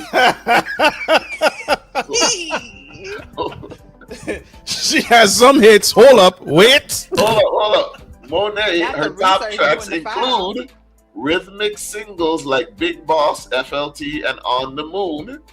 All right, she has some hits. She's a well-known BVI artist. All right, Virgin Islands international dance artiste Monet is denying reports that she doesn't want to perform in her home country after her name was omitted from this year's Virgin Islands Emancipation Festival lineup. When they say Virgin Islands, they mean the British Virgin Islands, all right? Let me do this also. Monet, born Monet L. Richardson, is known for her Tropicana sound, a fusion of dancehall and pop, and is best known for female empowerment anthems and hits including In Other World, featuring Dex Adapts, Greenlight, Big Boss, Gypsy, Easy, and FLT featuring Zerimar. In a Facebook Live video, Monet said the omission stemmed from a misunderstanding about the kind of performance she intended to give. We have that Facebook video for you. It's kind of long, so lock in. So I want to talk about why I'm not on Tatola Festival this year. So if you've been following me, I've been on a musical break from the end of last year, and I just break my music break when I basically did St. John Festival. So Tatola Festival asked me earlier this year, like late January, early February, to partake, and I said no, because during that time on my break, I didn't even know if I was gonna be doing music, period. Fast forward on my journey. And the journey is a spiritual one. I rededicated my life to Christ, so I was figuring out how I would show up in a new way, a different way.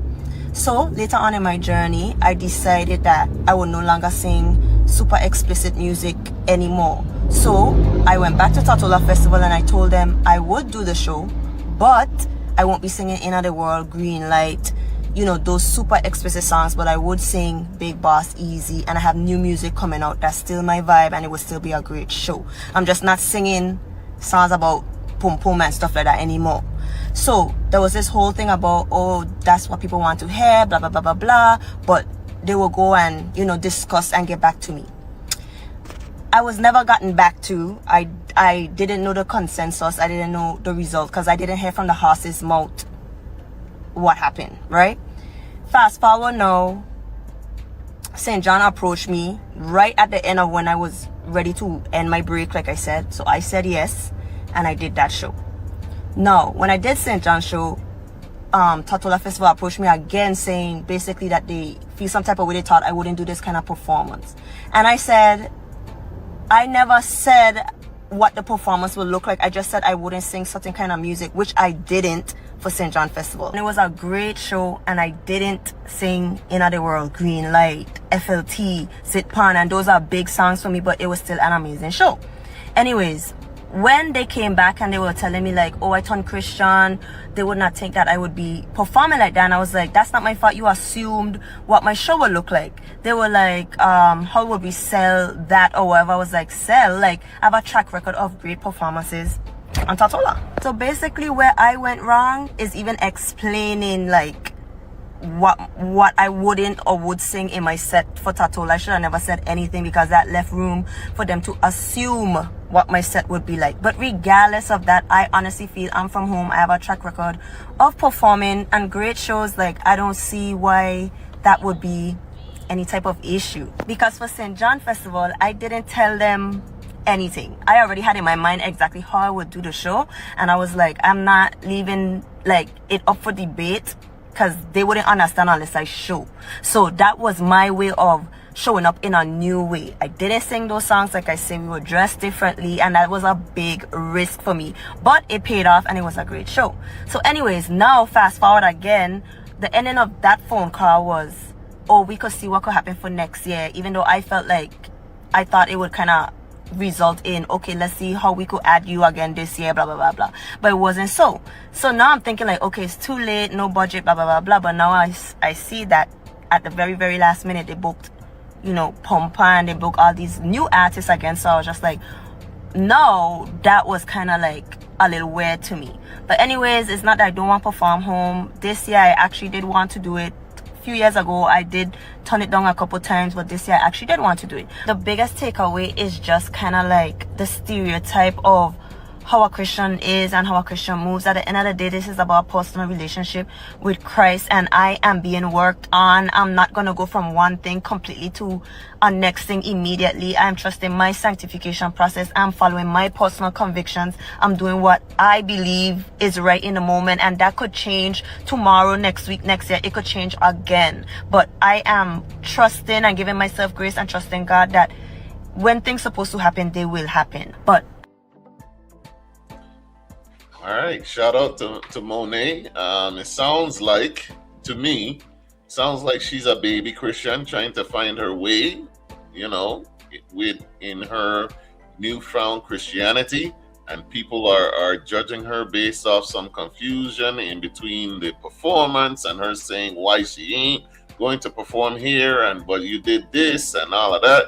Listen, when you're just now figuring out what you got going on and trying to, wade the waters of newfound Christianity, I could understand why there'd be some confusion.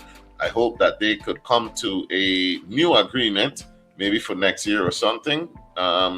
She's trying to find herself right now and figure out who she is in Christianity. Sounds like that was the confusion. We do not have the performance to play to see what they're talking about, but hey, I hope they come to a new agreement, because I'm sure it bothers her to not be able to perform in her home. Mm-hmm. That is huge. I respect it, respect the journey, respect the walk. Walk your walk, grow, develop, and it's a big hit. And it sounds like she's done a lot of consideration when she made that decision. Like, hey, I am stepping away from these songs that are not a part of my journey. They are a part of my past. So totally respect the journey. And in that walk with anything, you got to think about the future. I think certain artists and professionals don't even think that far ahead. What I got to do to get in the industry. And she's been in the industry. We love her, we support her, but when you start off a certain way, you have to think. Now she's thinking long term, and she's thinking about her soul and where she wants to take her following, and where she wants to go as an artist. And respect it. Totally get it. But it is a pivot, and I hope, like you said, that she can come home and perform next year. Yeah, I hope she could find her way and they come to an agreement, basically. Yeah. All right. So next topic is one that I want to speak on, because I want to keep this out in the public. It's a topic that a lot of different news sites, especially independent journalism, they've taken on in the recent weeks since it's happened. On 4th of July, a young black man, 18-year-old Nolan Wells. On 4th of July, he went out to Horn Island, which is a federally owned island off the coast of Mississippi. And he did not return, unfortunately. He did not return to his parents. Body was washed up about 2 days after. The parents, there's a lot of suspicion and a lot of speculation, which we're not going to do, about what happened to him, but there's some inconsistencies in the story. I will let Joy Reid, who is an actual journalist, explain what's happening. Nolan Xavier Wells, whose case we're talking about today. This is a young man who went missing while on a boat trip on July 4th this year, over the holiday weekend, with some friends. He was last seen alive on Horn Island, a barrier island about 10 miles from the Gulf Coast. His friends left him on Horn Island. He's the only black member of this friend group.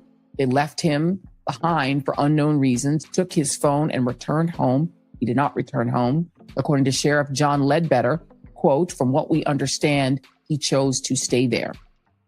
His death is suspected to be a drowning. Officials at this point do not suspect foul play. Yeah, so this happened in a very racially charged state, Mississippi, and we know about other situations where black boys have left their home and did not return. Trayvon Martin, Emmett Till, and stuff like that. So there's a lot of speculation, and people want to know the truth. When inconsistencies come back, okay, you left him there, you got home, and then the police were not the ones to initiate the investigation. The parents and family members actually started the search. And then they found the kids who was there with him, because he was in a group, a mixed group, predominantly white group of his peer group. Everybody else gets home. They're claiming they left him there. When the parents start asking questions about the friends have his car keys and his cell phone, and they're reluctant to give it to the parents. After all of this comes out, then the Mississippi police get involved. And mind you, this is a federally owned piece of land. The feds did not get involved, even though this is clearly their jurisdiction. Any comments on this situation? Ladies first. Already it's a red flag that they let. I don't know what, this generation is, the thought process regarding going together. Already him being the only melanated child, not saying he was the only one, but clearly, there wasn't too many speckles out there from what I was hearing. They left without him, left him there, took his keys and his cell phone. Already that's a red flag for me. It's a lot going on here. I'm just praying that things can be brought to the light somehow, because it seems like for us, for our race, they don't like to do a lot for us. We go missing, we get hanged, we get shot, we get killed, then it just blows over as if we're just the beast that they claimed us to be years ago. It ends up being all you think about is race. And it's like, it's not that we want to make it about race, it just, we see this too often. Right. In the event that it was someone's Caucasian son that had not returned, and it was a predominantly black group of children, which most likely it wouldn't have happened, the search would have started immediately. They will leave no stone unturned. The story would have been everywhere. And you heard me talking about news sites covering it. It's predominantly black media sites, independent journalists that is covering this story. And it's very strange. Like, all of a sudden, all the friends and the parents and stuff, they come off of Facebook and they lock their pages. They're scared that they get threats. What if you didn't do nothing?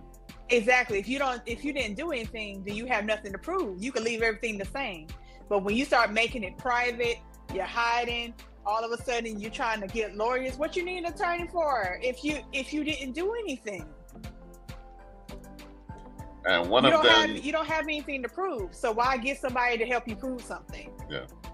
And one of their parents is actually a judge, I think it is, and she ended up making a statement that she shouldn't have done, and like giving her son an alibi. And listen, either you're gonna shut up or you're not. You know what I'm saying? And then, how likely is it that this would have happened in a company of black parents be wanting to know too much information for this to have slid? You get what I'm saying? Like, how one of the children, because all of a sudden they're going on podcasts, they're talking to podcasters, right? And they're talking to the podcasters and stuff, and one of the children says something to the effect of like, I just hope that things come out and they find out. Nah, everybody would have been talking. How you one of the best friends claim that the best friends say they've never been inside the parents' house. A black mother's house? You never meet the black mom? Never? How that sound? And that's your best friend? But I digress. Marcus, you want to weigh in? Yeah, my heart goes out to the family. That's hard.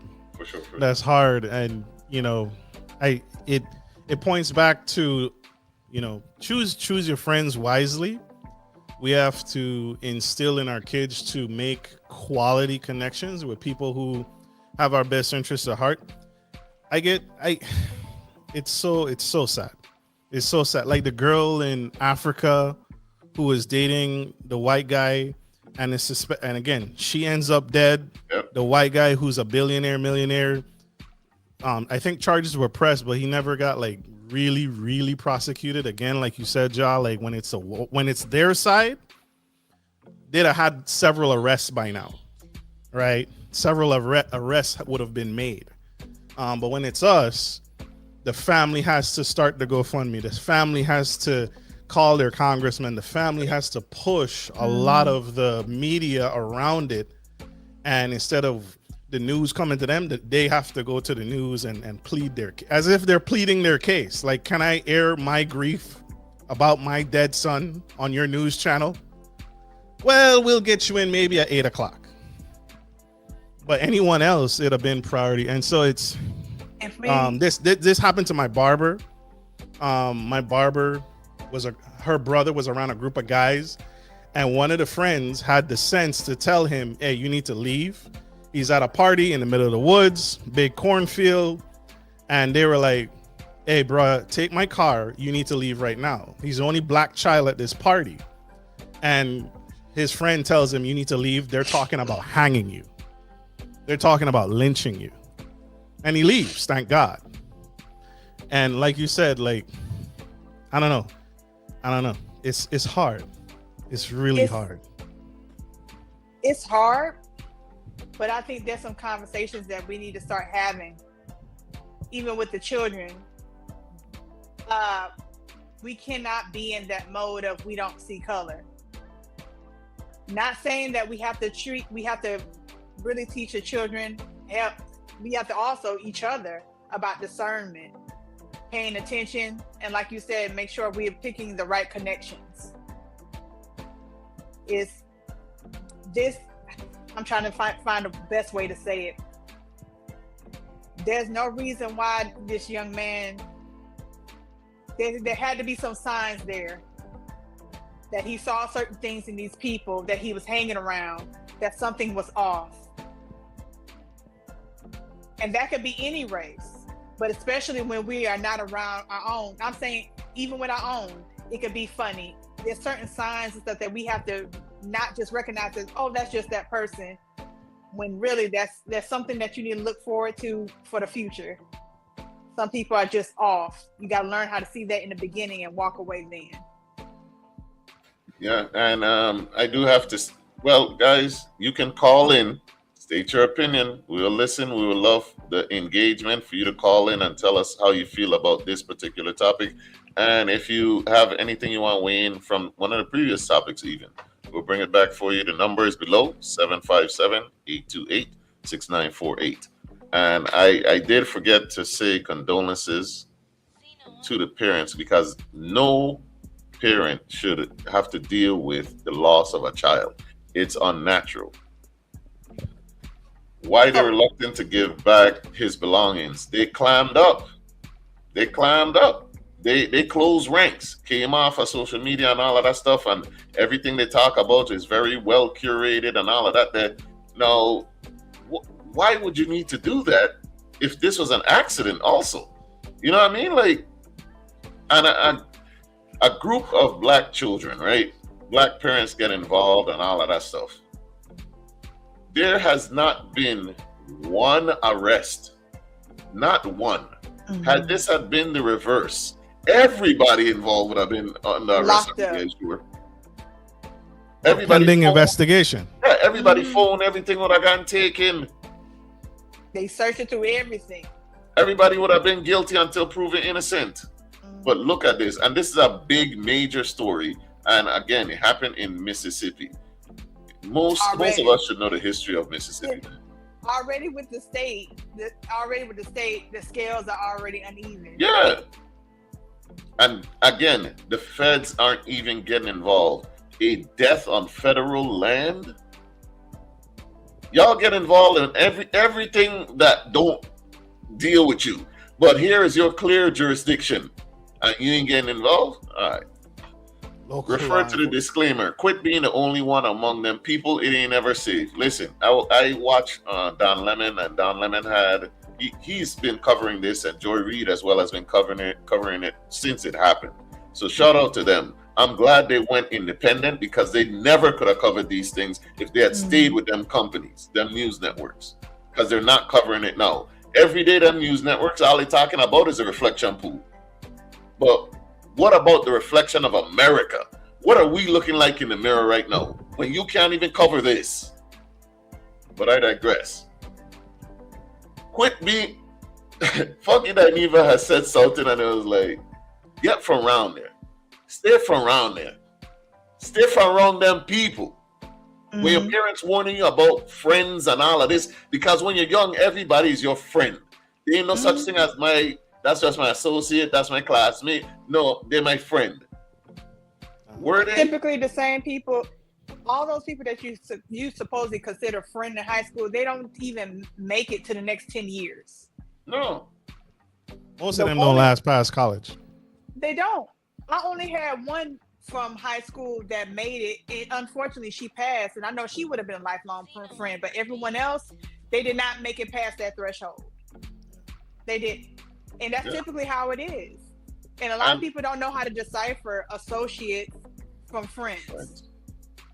I always get funny when people say, "Oh, we moving out of the hood and I sending my child to the public school," and I don't know. I like when people say that. They're like, "Oh, I'm getting out the hood and I'm sending my child to a public school."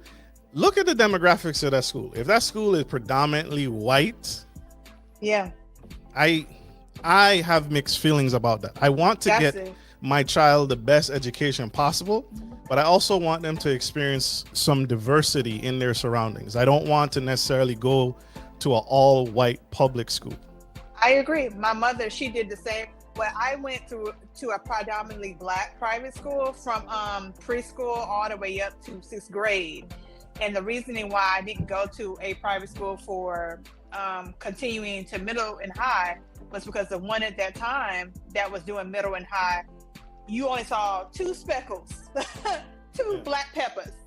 And my mother was like, no, it's not diverse enough for her to go. Because she knew, she was like, you won't have any allies. You won't have any allies. So sending you there is gonna, mess you up a little bit. So with that being said, I went to a good public school of the district, but she chose based off of safety and also discernment. Look, I can't even blame them children because, for one, it's the parents that pick where they grow up, right? And it is an affluent neighborhood where he grew up. It's an upper middle class neighborhood, if not higher. So it's a bunch of white people, mostly predominantly white neighborhood. He can't pick who he grew up around. So we gotta start there, right? But like me, when you kind of learn over time through experience and age and wisdom of seeing the differences, you could kind of tell the privilege and where you don't get none. And like me at this age now, this big age, camping, going in woods for what? For what we doing? No. Like they always want to go camping and paddle boarding and going on a ski trip and all. No, y'all go ahead. Send me the video. I can watch it on TikTok. So I have to tell on Jah a little bit. Growing up, I was a little bit of that. So I went to private school. I went to private school up until same thing, elementary, and then I got pulled out to go to public school. And so Jah had to educate me on a lot of street smarts. He had to educate me on a lot of hooderisms. That's what I call it. And he's like, bro, you ain't watch your back. Nah, he shoved me. I'm talking all white boyish, like, I'm gonna get him, bro. Marcus, you have a gun. That's the local drug dealer. Oh. So I experienced some of that. So Jah had to really educate me and give me the street sense. And that's powerful with having a older brother and an older sibling who cares about your well-being. So yeah, private school, I got a little bit of that. So I didn't know. I didn't have those street smarts.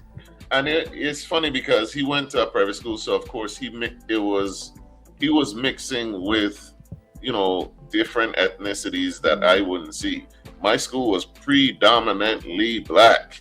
Like I think there was one white guy, Frank, in my high school. It was just Frank. It was just Frank. You know what I'm saying? And he was cool, and everybody messed with Frank, and that was it. But him, there was obviously a better mix. So even like dating white girls and stuff like that, I didn't know none about that. I didn't know how the hair smell. I didn't know none of that stuff. Everything I saw was in a commercial. So Josh, she smells so good. That's cocoa butter, my nigga. Yeah. She smelled like Vidal Sassoon. I need some shea butter. But like even later on in life, if it's I'd be peeping the scene, right? If the ratio is off, I don't even want to be there. If I go in an area and it's too many American flags, this place ain't even for me. So it's called, like, I want to see some diverse flags. Let me see some Puerto Rico. Let me see some, some Haiti, some Venezuela, some Africa. If you go in, my head always on a swivel when I go into these places. If I see too many, if I see a rebel thing, this place ain't for me. Haitians crazy. Haitians are crazy. But if it's a mix of the flags, though, you good. Okay. That's what I'm saying.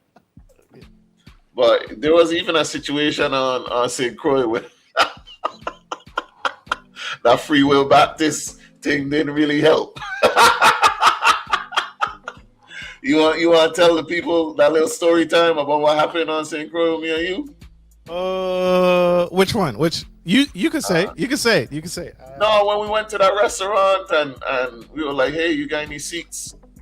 Young and Christian said, "Oh my gosh, yes." So we go to a restaurant, and Jamali's head is always 360, and we go in, and we walk in, and the black girl is.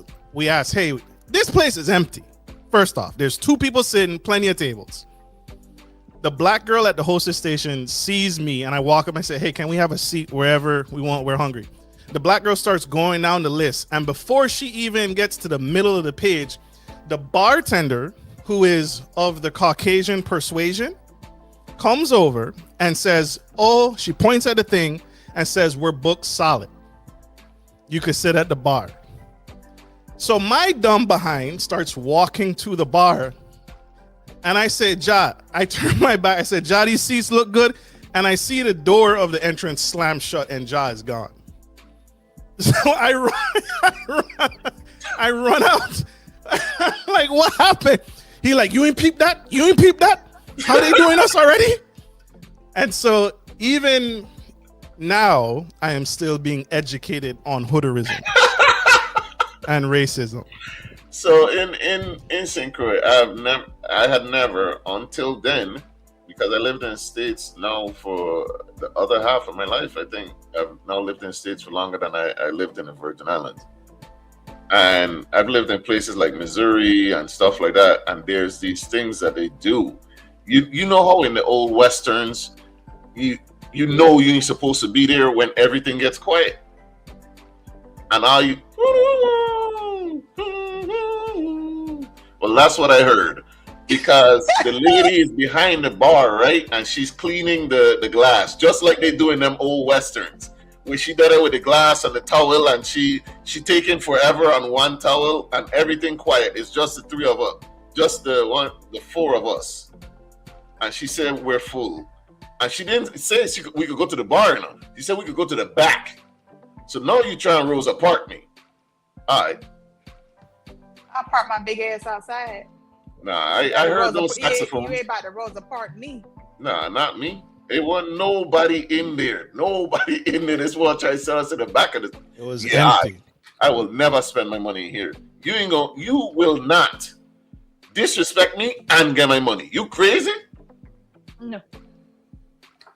But yeah, that I'll never forget that, because I was gone. He was still talking to her, and I'm like, I don't even know what the hell he trying to talk to her about.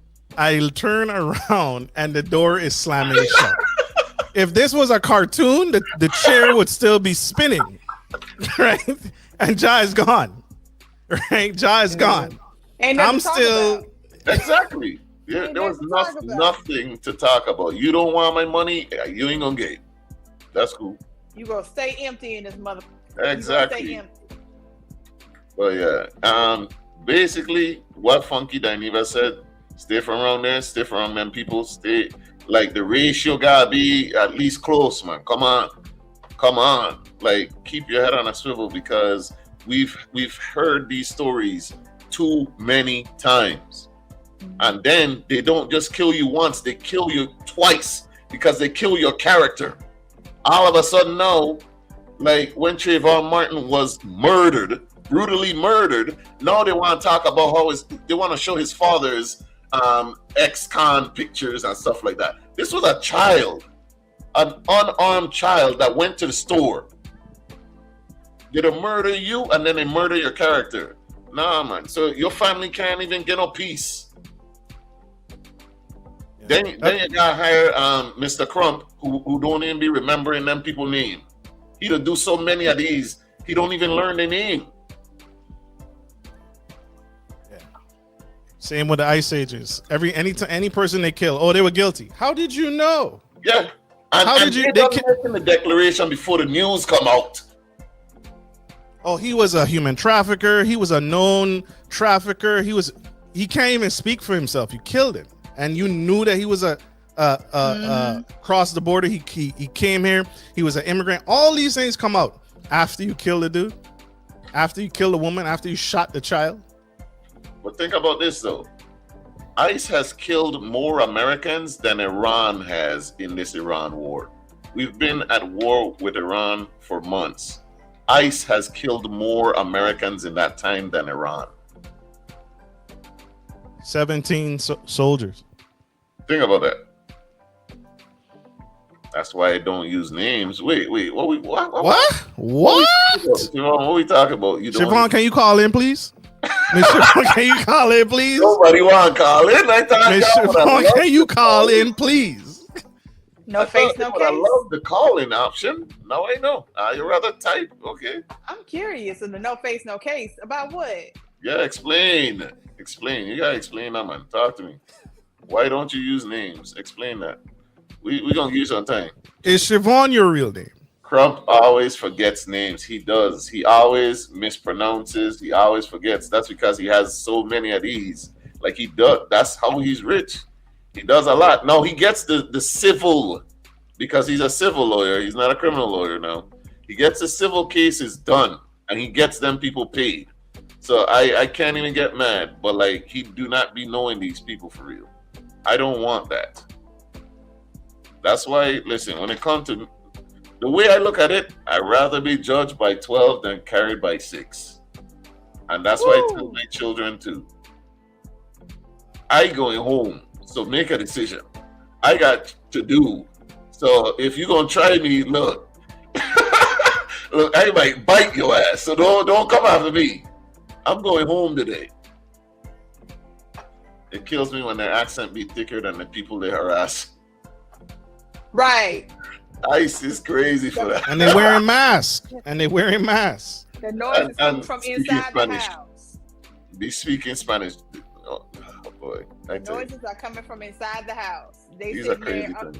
They're sitting there arresting their own people. Crazy times. But yeah, so basically, I want to end it off by saying rest in peace to Nolan Wells. Condolences to his family. Forever 18. Rest in peace, young man. I hope they rest find in peace. Rest in peace. Hey, speaking of rest in peace, Lindsey Graham is dead. So what y'all having for dinner tonight? Lindsey Graham. All right, sorry. Senator Lindsey Graham died at 71 after brief and sudden illness. He had an aortic dissection from heart disease, is the claim, and his sister has taken his place. They took his sister and put her in his seat. I didn't even know this was a thing. I did not know this was a thing. Is that new? Since Republicans run the House, the Senate, yeah. They make it up rules as they go. They make it up rules as they go. Because I don't remember this could ever happen. So you telling me that someone in a political power can pass, and next thing you know, they sibling just take over? When was that written in the bylaws? Yeah, they did it. And before you criticize the fact that I might be taking it lightly, first of all, we all gonna go to grass at some point. And secondly, Lindsey Graham has done terrible things with his time in office. He has done terrible things. And then what's crazy is that we don't even know for sure, We don't even know for sure if Mitch McConnell is still alive, but if he is, I'm sorry. this man has outlived him. So before you tell people not to celebrate a death, keep in mind, Mitch McConnell blocked cancer care for 9/11 firefighters on 3 separate occasions. These are the people that we dealing with. All right. Oh man! Right, I love that baked mac, cheese, potato stuffing, barbecue chicken, cornbread, and passion fruit. That sounds fire. I love that. Put y'all dinners in the chat. Yeah, put your dinner in the chat. Talk to us. What are you eating? What are you eating? What are you eating? All right. So moving on, cause he ain't gonna get too much of my time. Right. So moving on. You see, it did the thing I was telling you about, Marcus. Oh, It started freezing, but that's okay because I got my phone. All right, so I want y'all. We gonna talk about this thing that was trending. I wanted to talk about it a couple weeks ago, but I was off Facebook. So there was a voice note. A guy has sent a voice note to a girl he went on one date with. She sent the voice note to her friend. Her friend then posted it on TikTok and had TikTok in shambles for like 2 weeks. I want y'all to listen to this voice note and we gonna weigh in. All right, y'all ready? Yeah. All right. Had a good time tonight. Definitely think you are lovely. However, I would love to, if we're gonna go to your place on Thursday, I am looking to have that physical intimacy to see if like I am sexually compatible with you. So like if I'm gonna come over, like I would be hoping to like hook up, have sex, have a good time, have like that romantic spark and that physical spark there for my own sake, because it's hard for me to continue dating someone and seeing them if I don't know if I'm sexually compatible. So I know you said I don't know about that. So like I guess my thing is like, what would be the point of me coming over then if we're not gonna like hook up and like cuddle and like be intimate with each other? And if that's what you don't want, that's fine, but like I think we should just like end it here then, respectfully, just because first date, that's fine. Like you want to get to know each other, I'm all about that, but like I am looking to have that physical aspect there, and I don't want to continue seeing someone if I don't know if that's good, if that's not there or not. So up to you. Let me know. I'm happy to, if you do want me to come over, I'm happy to do so. Would love to have a good time, and we can have some wine, hang out and chill. But if you're not trying to hook up, then like I think we should just go our separate ways. Let me I hope everybody could hear that. I see Carmel. Come on, talk to us. What do you think about that? He sounds delightful. See, that's one of the reasons why there's a male loneliness epidemic right there. That's one of the reasons why right there. So you're going to sit here and have that tone of voice with her because you already know what time it is with him. I'm glad she put him on blast. Everybody needs to hear that. I'ma tell everybody. I'ma tell everybody. Girl, send it in the group chat. Send it everywhere. That needs to be heard. Because if you want somebody who easy and you just want, if that's what you're looking for, you want the sex, there's plenty of women who willing to go ahead and take the money for that right now. Go ahead and go to them. They ready for it. Move on. They're saying there's a male loneliness epidemic. Marcus, what are your thoughts on the voice note? And then I'll weigh in. I am double-minded on the voice note. He's being very transparent. Which is what women have asked for. You want transparency? He's telling you what his expectations are if he's going to continue to date you. On the flip side of that, along with what Carmia said, there's women for that. There's women who do that, like barcode on the panties, pay a bill, here's the bill, and you get in the pants. Like there's clear, distinct women for that. I'm curious what is it about her that made him felt like that would have went well? Like what is she putting off that in like? Come here, can't wait. Because it sounded like to me from that voice note, he's already been out with her one time. It's the second date. You could have cut her off the first time. You could have really told her in her face, "Hey, look, this is what I'm trying to do." But it seemed like he tried to put on the first time and then was like, "You know what? I don't want to put on no more." It also sounds like she invited him to the house on a second date, which is weird to me. She invited him to the house, and he wants clarity on what are we gonna do if you're inviting me over to your house. He's not pushing himself into her house. She's invited him over, and he wants clarity on what we're going to do if I come over. Well done, sir. Well done for spotting that. Yes. Second date. You're inviting me to your house. Correct. But you got some more. Thank you for catching that. Because you see how like the response is immediate, but it's off of I'm insulted. But are you hearing those context clues? It's been one date, and you feel comfortable enough. To invite this stranger to your house, right? And secondly, he's brought up sex already. Because if you check it out, he said, "I know you said you're not comfortable with that." That's what led to the voice note. He's brought up sex already. Why are you inviting me to your house if you're not ready for sex on the second date? I get what you guys are saying, but like I said, from the first time, did he give a different answer or a different answer and impression from the first time that they actually met each other, and now he's tired of faking it? He's not faking it. He just said he's not faking it because he asked for sex before. He just said it here, but they probably had a casual conversation about certain things, and he may not have brought it up as he wanted to do it. It could have been a casual conversation about things, what you're looking for, and things like that. And He's brought it up. He's brought it up. She declines it and now invites me to the house. That is confusing to him. Thank you. He wants clarity. Voice note was for clarity because let me check this out. Let me weigh in. Let me break this down the way I saw it. Right? I understand why women are offended. Because how dare you just ask me for sex on the second date? How dare you? I get that part, right?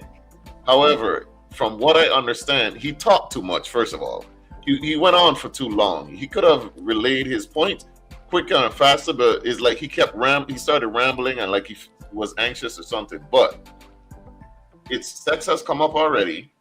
She said she's not comfortable, which is not a no. It's not a yes, but it's also not a clear no. So now, after we had this great first date, I loved it. You had to like me, right? Why are you now inviting me to your house for a second date as a stranger? I think that's kind of wild to invite a stranger over to your house for the second date. That is.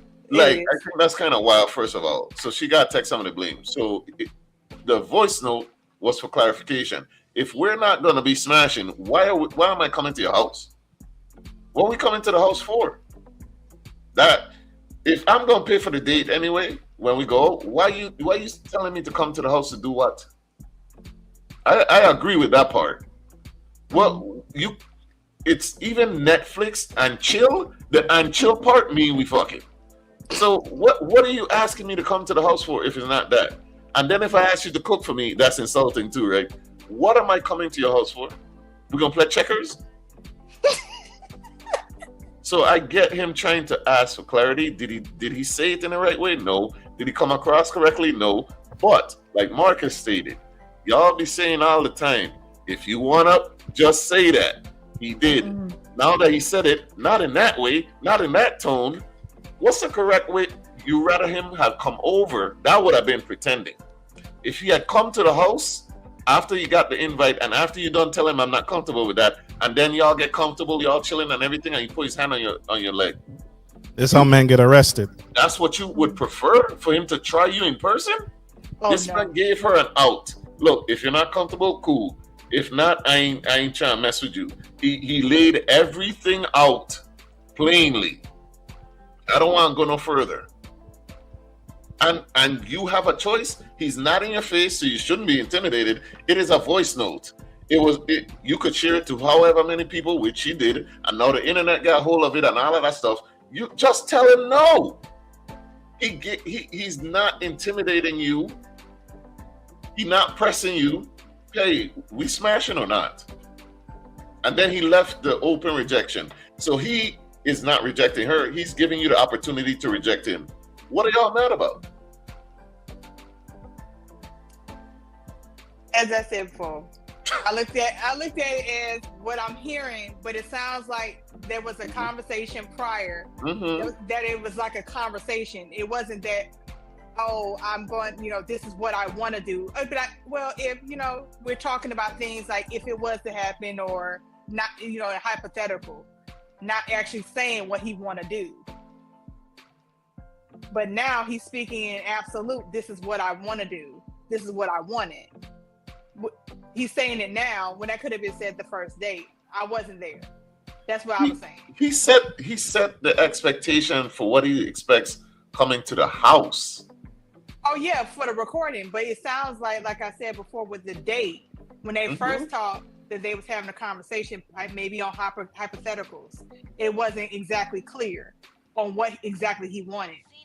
So we don't know whether he was actually playing a role. I'm trying to be a good guy. I don't want to be really upfront yet to see where I can go. So you think he went from playing a role? It's possible he went from playing a role to sending a voice note, being absolutely clear and direct, and that's a problem. No. I'm saying play. If you want something, say it straight up from the beginning. The first date. Yes, that's why not. He might have seen something, or when they went out, it's likely maybe he seen how she was moving. He liked the dress, and then he was like, "Damn, okay, she's fine." And he brought up sex. She said, "I'm not comfortable with that." But I can meet you on a first date and not want sex. Yeah, he may have changed. He may have thought maybe she changed her mind. She's inviting me to her house where she lives. Now I ain't gonna lie though, invited to her house part, that's kind of crazy. I would never do that to somebody. Remember the friend who shared this. You defending this man hard, Jah. I'm not mad. I just have my 2 fingers on the block button. That's cool. I'm not defending him, You have your 2 fingers on the block button. Good. That is your response. He gave you the opportunity to respond like that. He didn't try you at the house. He didn't corner you. He didn't stalk you. And now he don't know your address because he gave you the opportunity to reject him. You rather me wait till the movies and then I do the hand over the shoulder? That's when you rather have that discussion? Why didn't you block him from the first time he brought up sex? Why was there a second conversation leading to coming over to your house? Jah, that's confusing to men. Hey, let me go. Yeah. So let her call in. Where is the? It's down below. 757-828-6948. Call in, Naima. You see that? There it is. 757-828-6948. 757-828-6948. Top Dog Law. All right. Go ahead. Carmia, have you ever been asked to be flown out? Why you gonna do that? I know you. Because I know you. We ain't talking about this on no damn line. Okay. Fair enough. I'm gonna just go ahead until she calls it. Okay. There we go. Let's get it. Call from Naima Durand. Okay. Same difference live. Welcome to the show. Hey, it's Naima. Welcome, Naima. We miss you. Great episode. You're fantastic. The floor is yours. The question on the scene is: first date, great time, wonderful time. Sex probably was brought up. Sex was definitely brought up. You invite me over to your house and I send you a voice note asking, what is this about? Sex? Are we having sex? We going the full way? Because I want to be intimate, so to make sure there's sexual compatibility. Red flag, green flag. Your thoughts, please. I would say a red flag and green flag. I'm gonna start with the red flag. Asking for sex on the first date. Why would a man feel comfortable doing that in the first place? I feel like that's kind of finicky there. Green flags for me, though, is the fact that he's open and transparent about it. I can honestly say that I love a man who is honest about his intentions. And even though I may not like that he is pushing for sex on the first date, I am appreciative that he's honest about what he wants so that I have the choice to say, you know what, I'm not interested in this. I no longer want to do this. And, thank you, sir, for the transparency, but I'm out. So you respect him for the transparency. You appreciate the openness to decline. Do you appreciate the way he did it? He sent you a voice clip. He didn't come over. He didn't knock on the door. He is not outside your bushes. Do you appreciate that as well? How was that delivery of the message? How was that received for you? I think it was good. I think he wasn't rude about it. He wasn't disrespectful about it. It honestly seemed like he was confused a little bit. Because like you guys are saying, he initially asked for sex on the first date. She declined. But then on the second date, she's inviting him over. So he's like, okay, well, you tell me you don't want to have sex. You're inviting me over to your house. Like, my intention is to have sex with you. So if I come over, like, this is my plan. Like, are we down? Like, is it not going to be this? So, give me a heads up so I can know how do I move from here. All right. Are you a Virgo? Are you a Virgo? I'm a Taurus, sir. I'm a Taurus. Hey, can you hear me? Naima? Yeah, yes, I can. Okay, so stay on for 1 second. So the TikTokers, the ladies were just as upset as Camilla and Siobhan and them girls in the chat, right? They were calling it manipulation, coercion. He did an ultimatum. They were calling it an ultimatum. Mind you, they don't have no relationship. This is the second date. What do you think about that? Not you, the ladies in TikTok. But yeah, what do you think about that? Is any of those buzzwords correct in this situation? Ultimatum, I would say yes, because it's either you invite me over and we have sex or the relationship ends. But I think it's good because the power lies in her hands. You don't have to sleep with him. If you feel like this man is coming at you in a disrespectful manner and this is not something that you want, you have the power right now to say, I'm going to go forward with it and I'm going to sleep with it because I'm really interested in him, or I'm just not going to continue this relationship or this date dynamic right now. Manipulation, I would say no. I don't think he's manipulating her because I feel like manipulation comes from leading someone on with the intention that they want. So she could have told him, I don't want to have sex with you. And then he pretends like this is not what he wants, comes over to her house, and then tries to throw himself on her. And that could have led to something way worse. So I don't think he's manipulating her. I think he's being very honest and transparent. And at the end of the day, she has to realize that she has the power at this point to choose how she wants to proceed. What about coercion? They were saying it's coercion. I don't know. I feel like power is everything. Like, she has the choice. Like, this man is obviously not aligned with her. Goodbye. Block and goodbye. Exactly. Yeah. Thank you. Great observations. We appreciate you. Definitely. Thank you for being the first caller. Thank you. The inaugural caller. Yes, no problem. Y'all had me hype on this one. I was like, no, I need to call in for this. I'm sure. Thank you. That's the goal. I should have started with it. You're a rock star. Thank you. I'm gonna keep watching. Thanks again. All right, appreciate it. Peace. Bye. All right, so let's do this. An ultimatum in a relationship is a non-negotiable. Do this or else. Demand issued by one partner. It requires a behavioral change within a strict time frame. A stated consequence for non-compliance is almost always a termination of the relationship. Does that match what happened? Yes. However, where I wouldn't think it's an ultimatum is they have no relationship. Like, one date does not make a relationship. If you think it does, you're delusional. I could understand if they were, even a month in and they were together, or boyfriend, girlfriend or something, then you could kind of say that. But after your first date, that's kind of like if we go on our first date and the woman says, I want children, and I say I don't want children. Well, I don't think we should proceed any further. Here's a buzzword for that's more that didn't get used that is also similar. He set a boundary. Yeah. This is his boundary. I want to be intimate. I view relationships. I'm a sexual being. I want to be intimate. Key characteristics of boundaries. They are actions you control. Setting a boundary is about what you will do, not controlling what someone else does.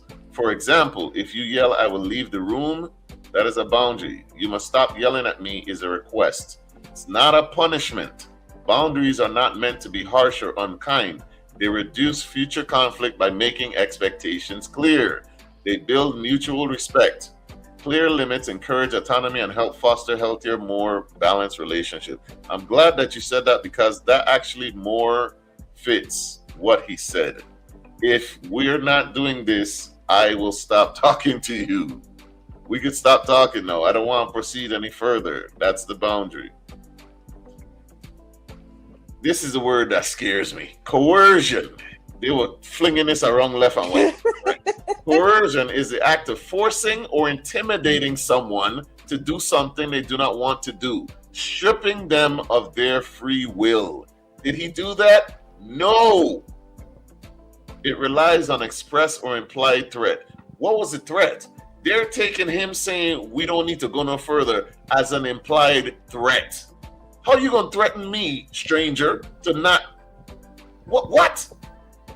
Such as violence, blackmail, or professional ruin, rather than genuine persuasion. I was tired. I'm tired. Well, but here's some of the comments.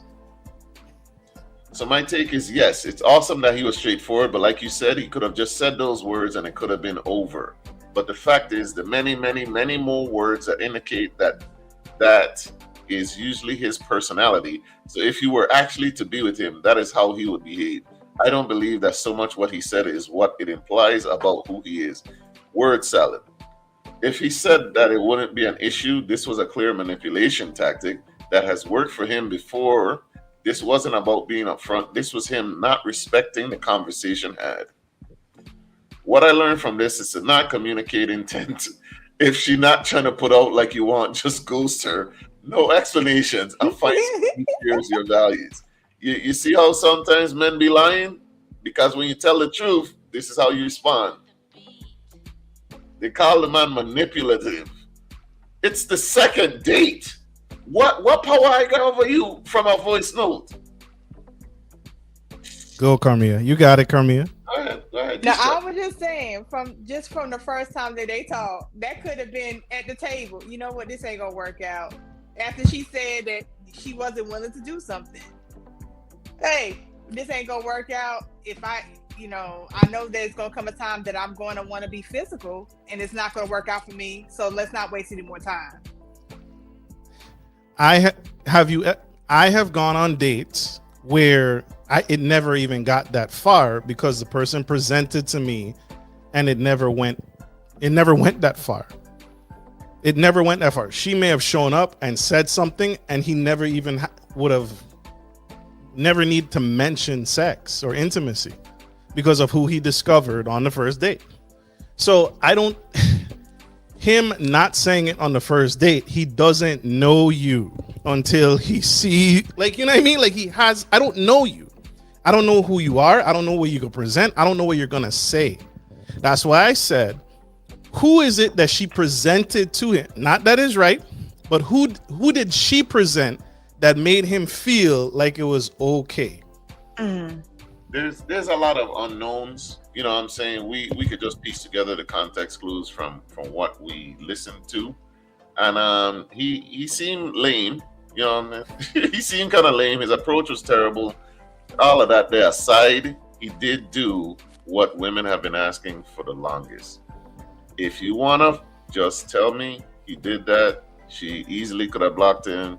It went a step further because she sent it to a friend and the friend sent it to the internet and now we're talking about it. But it's a good conversation to have because it's like, do y'all really want honesty? Is that true? Because now you're accusing me of being coercive and manipulative and all this other stuff. Now, y'all, it could go so far, right? You talk to the wrong person, all of a sudden, oh, he sexually assaulted me. And they really be believing that. Using words like coercive, because I say, hey, either we smashing or just block me or we done. I done did all these things to you. I done took away your free will. That's what you're telling me? Okay. Men wouldn't do it if it wasn't accepted somewhere. I mean, listen, dating is basically fishing. You throw out you cast your line a bunch of different times, somebody gonna bite. Somebody probably has bit. So you use it again. It is what it is. Don't take it personal. Block him and keep it going. I've been flown out. I knew what it was. I want clear communication. I want to know what's the goal here. What are we doing? We playing checkers, chess? And no, I have not been flown out for it. I saw that. What? I'm surprised. I'm actually surprised. I didn't ask. You see, this is how women lie. If you let them talk long enough. So I didn't ask you if you've been flown out. I asked you if you've ever been offered to be flown out. Offered? Yes. Flown out? Okay. No. I know you haven't been flown out because you never accepted the offer. And that's fine. That is absolutely fine. Right? That's like he could have just left it as, hey, we are doing this thing at your place or not. Yes, cool. No, cool. Listen, the fact you think that's a better way to No, but maybe that's Jerica. Jerica likes clear, straight to the point. He was clear. He talked too much. But if she think that saying, hey, we doing this thing or not, is a better way, that's less insulting. Come on. Him continuing to say it in different ways to try to make it sound, it didn't help at all. I was at the first statement, that could have been it, and leave the voice note as it is. But it went too long. Like he's trying to convince her. So what if he had said, hey, I'm just trying to get some clarity. We kind of touched base about sex previously, and you said you were uncomfortable, but now you're asking me to come to your home. So is sex still completely off the table? What are we going to be doing? Would that have been better? What you're saying? With this voice helps. And then she sent an emoji thumbs up. She sent a heart. She answered. She just sent a heart. See, no. You need some work. Would that have been better? That's a better way to communicate it, but at the same time, if you already know what you have in your brain, it just with what he said, it went way too long. When you could have just said, "This is what I'm expecting." If this is what I'm expecting. I understand you don't want to do that. That's okay. Let's just leave it like it is. Ladies, y'all gotta take some responsibility too. Like, be careful about mixed signals. But I wouldn't. I do not believe. If you're not comfortable enough to have sex, you should not be comfortable enough to have that man in your space. He should not have your address. Like, Agreed. Come on. Let's be careful with mixed signals, please. Facts. I do wonder sometimes if part of the response was feeling insulted, taking it personal, like, oh, so he think I'm a hoe. I wonder if part of the response from the women was kind of like a personal attack against them. And then also like, how dare he? What could he have made him think that I would do this? So sometimes you just gotta take okay, I appreciate you doing that. Block up. I mean, done. Never would have happened. He could have even asked, what's the plans for Thursday? Yeah, that does not say I want to. That does not say that at all. There's too much assumption in that. It's way too much open. It's too open. I personally respect direct communication. I don't take it personal, and I appreciate it because too often we do this, beat around the bush thing and all. You ain't got to romance me for every question, man. Just tell me what's going on and done. So for me, I will say, hey, when you talk to me, can you please just speak plainly? Because if you don't, I'll probably misunderstand what you mean. Like, I would just rather you tell me something. Like, if you gonna ask me for money, just ask me for money so I can say no and go on with the rest of my day. Don't hit me with a, hey, how's the family? What going on? How you feeling? Blah, blah, blah. No, ask me. I got to do. If you celibate, say you celibate. That's Done. all. And if you're selling it, say you're selling it. Celibate and selling it. Hashtag. I off Instagram, so my comment was, he was honest with her from the beginning. She made the decision to go on another date with him, then invite him to her house. Women know if they're going to give it up as they meet you. That's what I've been told. So I've been told. Is that true or not? Is it true? Come now, talk to me. Y'all know y'all gonna give it up within the first 5 minutes or not? I can't speak for. I'm not gonna speak for all of my gender. I'm talking about you. I say you. Oh, me? Do you know? No, I'm very, very picky. All right. I respect it. So what's the consensus on this voice note? That he ain't got no game. He lame as hell. He don't know how to talk, and he kind of like anxious. But what do you think? He did a poor job of communication. He did a poor job of delivery. But on the flip note, I appreciate his honesty, being forthcoming, being open, and getting clarity. He tried. He tried. It might have been his first experience with a black woman. I don't know if she was black or what. I don't know, homeboy. He need Jah's school of hard knocks. That's what he need. He need them hooderisms. He need to learn how to court a woman, date a woman, and there are ways to ask for clarity without all of that voice note stuff. But his delivery was also good. He didn't put her in an uncomfortable space. I believe he really felt that his tone of voice made that better when actually it didn't. Made it worse. His tone of voice definitely did not make that better at all. His tone of voice sounded like he didn't care if she said yes or no. And he probably didn't. He gave off, I don't care if you say yes or no. I'm already made, like, I've already decided. So we fucking. Poor execution, points for being upfront. Right. He didn't deliver it good, but he was honest. It was honest, yeah. Word of the week gotta be #hooderism. He lost 3 lives with that voice note. Yeah. So we've said put hearts. Put 3 to 5 hearts by the name. Every time they mess up, take away a heart. When they done, block them. Yeah, no extra lives, no one up, no. Wow. It's giving Grand Theft Auto. God. Yeah. So what can you do to gain lives? Like No. You're gonna have to do something real good. But check this out. Here's my logic behind it. Just hear me out. Hear me out. So I think that men, we start women off at 0 and then they gain up to 100, right? Women look at a man and start him off at 100 and start taking away until he gets to a point where she can't deal with him no more. I think that we all need to do it that way, where we start them off at 0 and you need to earn. But with the lives, right, what that avoids is keeping somebody around long enough but where it's harder to dump them because you're already in love. Like, too often we give them chances. You know it's red flags already, but you've been with them so long, now it's harder to just let them go. I say get rid of them quick.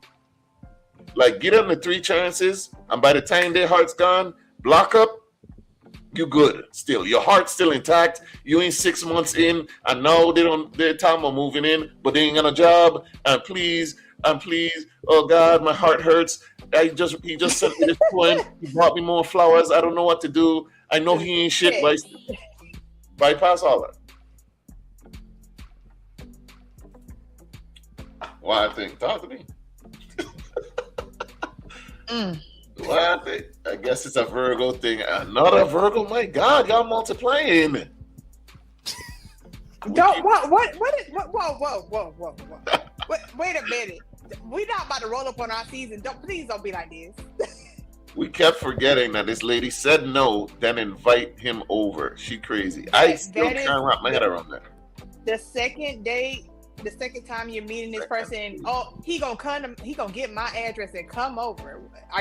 That is not okay. Exactly. You ain't gonna give him no ass, but you'll give him your address. Weird. It's very weird. He knows where you live, where you lay your head at. That's crazy. These decisions, like, you make terrible decisions.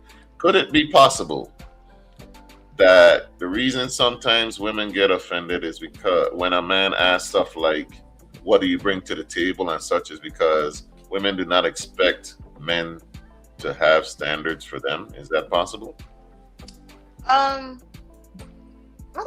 Well, to me, I don't think it's that way from my point of view. Now, it's different if we know that we dated below what we are. Below. And I promise you, I'm with, I'm engaged now, but prior I did it one time, and after that I would never do that shit again. I'd never do that again. We don't start cussing, we might as well. Yeah, you dated someone below your standards. Yeah, I would never do it again because they would try to. I'm not saying it's all situations, but like I told you guys, that person tried to humble me, and I was like, "Hold up, wait a minute, player." Be like that. It'd be like that.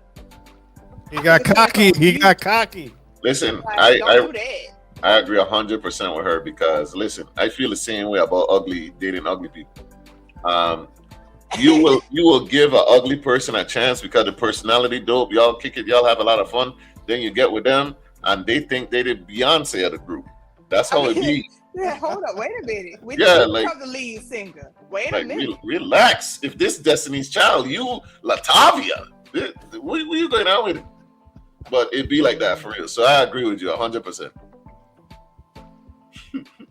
Sherrick, I say you can't spell address without ass. I like that. Somebody needs to put that on a shirt. All right. So this is gonna be our last video because we've been on for over 2 hours. It's gonna be the last video, and maybe Carmia will change her tune. We'll see. How do you feel about this? Let me see if I can play it. Check it. I'm gonna be honest with y'all, bro. Girls do genuinely believe niggas are supposed to get what they get and not have a fit. I'm not trolling. Like, y'all might think like, damn, how can a girl say they want all these things and a man, as soon as a man say he wants something, it's a problem? It's because in their head, like genuinely in most of their head, not all of them, some of them are actually intelligent. In most of their heads, they believe a nigga's just supposed to like a girl for a girl. A nigga's supposed to just be happy whatever he gets. Like, if shorty weak as hell in the bed, so what? Don't be lustful. But they don't want the nigga who weak in the bed. If shorty can't suck biggling, so what? Don't be lustful. But they don't want the nigga who sucks at doing things. You want a bitch who look good? So what? Don't be lustful. But they want the nigga who looks good. Pause. That's just how it works. You want a girl with a good past? Don't worry about a past, you're judging. But they want a nigga with a great future. Like, you gotta think about it. They do genuinely believe you're not supposed to care about nothing. They think you're supposed to just accept them. If they want you, you're supposed to just take them in and be with them. You don't have to want them back or nothing. They genuinely believe you're just supposed to take them in how they are. It doesn't matter. All right. What do you think? I think dude was spitting. He was spitting some bars. I've had this conversation before with Marcus behind the scenes. When a woman We did? We did? Well, I'm kidding. It's about some things. Like, say, for example, when a woman's out there and she's dating and she wants this man who got all these things. You want him to have a vehicle. You want him to be established, but you still live at your mama house and you a baby mama to two people. And you don't got yourself together, but you want him to have all that, and he got to have all this and that, and you're not together. You still trying to work on yourself, but he needs to be in that spot.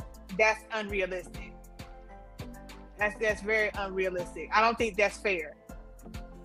That's why I was always that kind of person.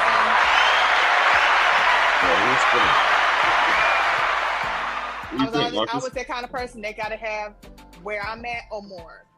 You know. That's fair. Marcus, what are you thinking? So I was listening to that famous lawyer who always speaks. He says men date themselves and down, women date themselves and up. So And that's true. Men have always dated down, if you look at history. And men don't see a problem in seeing someone's value on the bus, washing dishes, working at McDonald's, because men want to build with you. Women, for obvious reasons, for productive reasons, protective reasons, women date themselves and up, right? They want to feel safe. They want to feel protected. They want to feel nurtured. So they date up themselves or up. He's right. He's right. There are too many people coming to the table just showing up as themselves. And that's it. And so I feel like a lot of people who don't like that question, what do you bring to the table? I think that's surface level. We need to dig deeper. We need to go deeper than, are you a Virgo? I'm a Virgo. We match. Let's go together. Let's dig. We got to dig a little deeper than that. And so, and there's too many people showing up at the date with, I got some dick, I got some vagina, and that's all I'm bringing. That's all you need to know. Take me as I am. And that only works in church. Like that. I need to know where we're going. There's too many relationships looking like a mirror instead of a compass, right? We need to know where we're going. Not, I look like you, you look like me. Nah, too many relationships look like a mirror. We need to know, it needs to be, we're navigating somewhere. We're heading somewhere. All right. Hey, I like that. You're right. You're absolutely right. And he was right. And I 100% agree with him, because when it comes to standards and things, obviously it's not the same across the board at all. And like Marcus, he had mentioned what do you bring to the table thing, which I think that's a surface level conversation, but he brought it around with that video. Because even, okay, if you get upset because I asked, what do you bring to the table? Which, quite frankly, that question, it's really asking the same thing an interviewer would ask you. You don't go into the interview thinking that I don't have to bring anything to the company. You're going to brag about all your degrees, your this, your that, and the third to get the job, which a first date ain't nothing but a job interview. If I ask you it, though, it's a problem.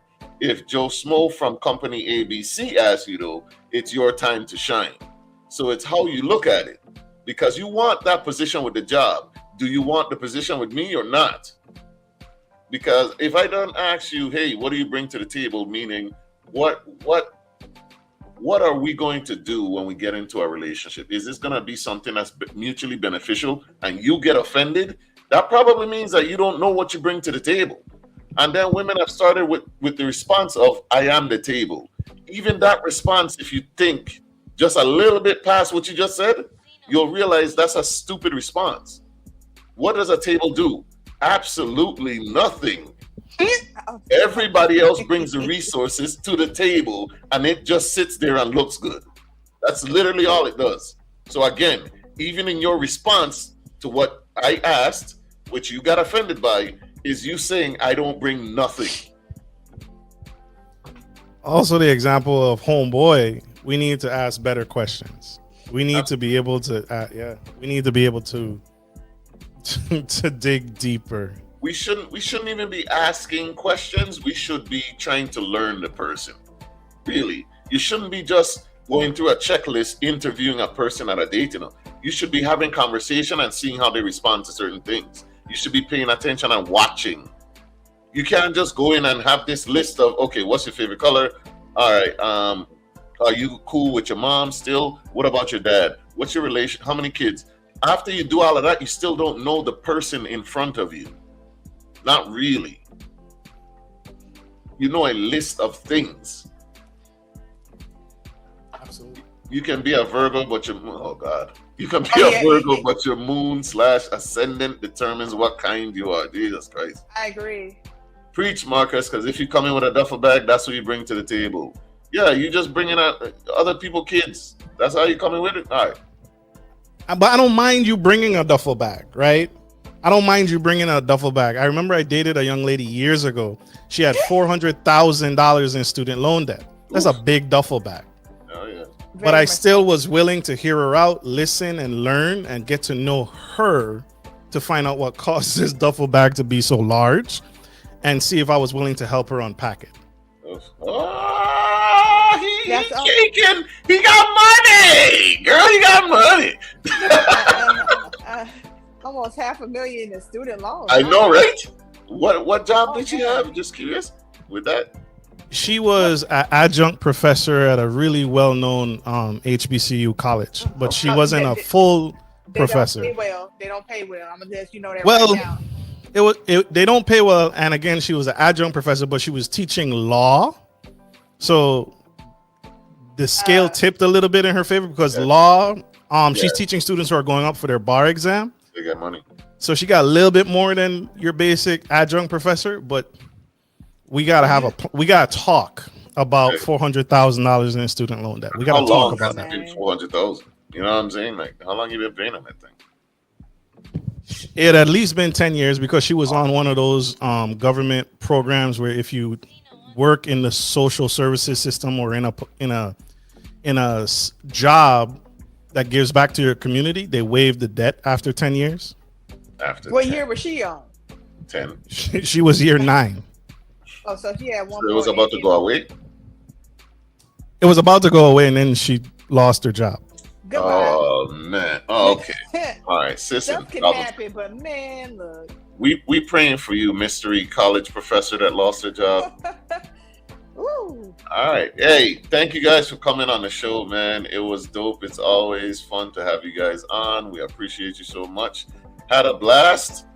Do you have any final words? Want to tell the people how they can reach you and so on and so forth, Miss Carmia? Well, I still have my Instagram, of course, Carmia Karma. Carmia Karma _ love. What is it? Love _ Dude, hey, look. I'm gonna start posting stuff in the comments. Yeah, please. The way in my mouth, Carmia Karma _ love in Instagram. And then I have Carmia Kiss and on my Twitter. Not Twitter. God damn it. Instagram. No, it's not Instagram. Or Facebook? TikTok. It's TikTok. Oh yeah. Good grief, man. My tongue is not helping me today. It happens all the time. I don't know why. When I ask people for their socials, they start tripping unless I prep them before. Any final words, Carmia? Any advice? Anything you want to leave the audience with? Well, in the midst of, with everyone, including, especially our race, y'all, we're going to have to, wake up a lot more and look after each other and start, pouring more into our young people. Amen. Making sure that they're using their discernment, teaching them what discernment is, make sure they're aware of their surroundings and the people that they're around, as well as each other being adults, because there's things happening to each other at our grown ages that shouldn't be. Facts. What about you, Marcus? Look out for each other, have each other's back. No one gets out of this alive. We need each other. We're designed for connection. So pray for one another. Be your brother's keeper. Be your sister's keeper. And yeah. You can catch me and Carmia at gentlemanstylepodcast.com. All right. Hey. Thank you guys. Appreciate you. All right. As for me, my final words is be careful who you call friend. Words like colleagues, associate, classmate, helpmate, stuff like that exists for a reason because not everybody is a friend. It's possibly time for us to start compartmentalizing. It's okay to group, categorize, and classify who is in what box in your life and treat them accordingly. As for my black folks, hey, stay from around there. You hear me? Get with your people. Check on a black man or a black woman today. Ask them, how you doing? Are you okay? If you see them in an overwhelming group, the percentages is off. Check on them. Talk to them. Hey, how you doing, black man? How you doing, brother? How you doing, sister? Yo, you good? You good? Just do that. Because there's this guy that I've seen some videos of him doing it, and we don't know. He could save some lives, put some second thoughts in them people's head. Because I also saw a video where a dude was like, he was out camping, of course, because that's what they do. They all around the campfire, and he got up and he admitted, hey, I was gonna kill y'all today, but we were having such a good time, I changed my mind. Time to go. Check on your people. Great show. Appreciate you. Hey, that's it for me. We'll see y'all next week. Well, I got some things going on next week. I'm gonna let you know. But we might be on, we might not be on. Freaky Friday is coming back. Patreon is up. Go ahead and subscribe. I'm gonna show you closer to the time. But if you want to be a guest on Freaky Friday will be by subscription only. You will not get it for free. So you're gonna have to subscribe to the Patreon. Ooh, all right, tap in with us. Yeah, you're gonna have to tap in. All you could see is clips. Otherwise, if you want to see the full thing, you'll have to subscribe to the Patreon. You bringing back Nilda?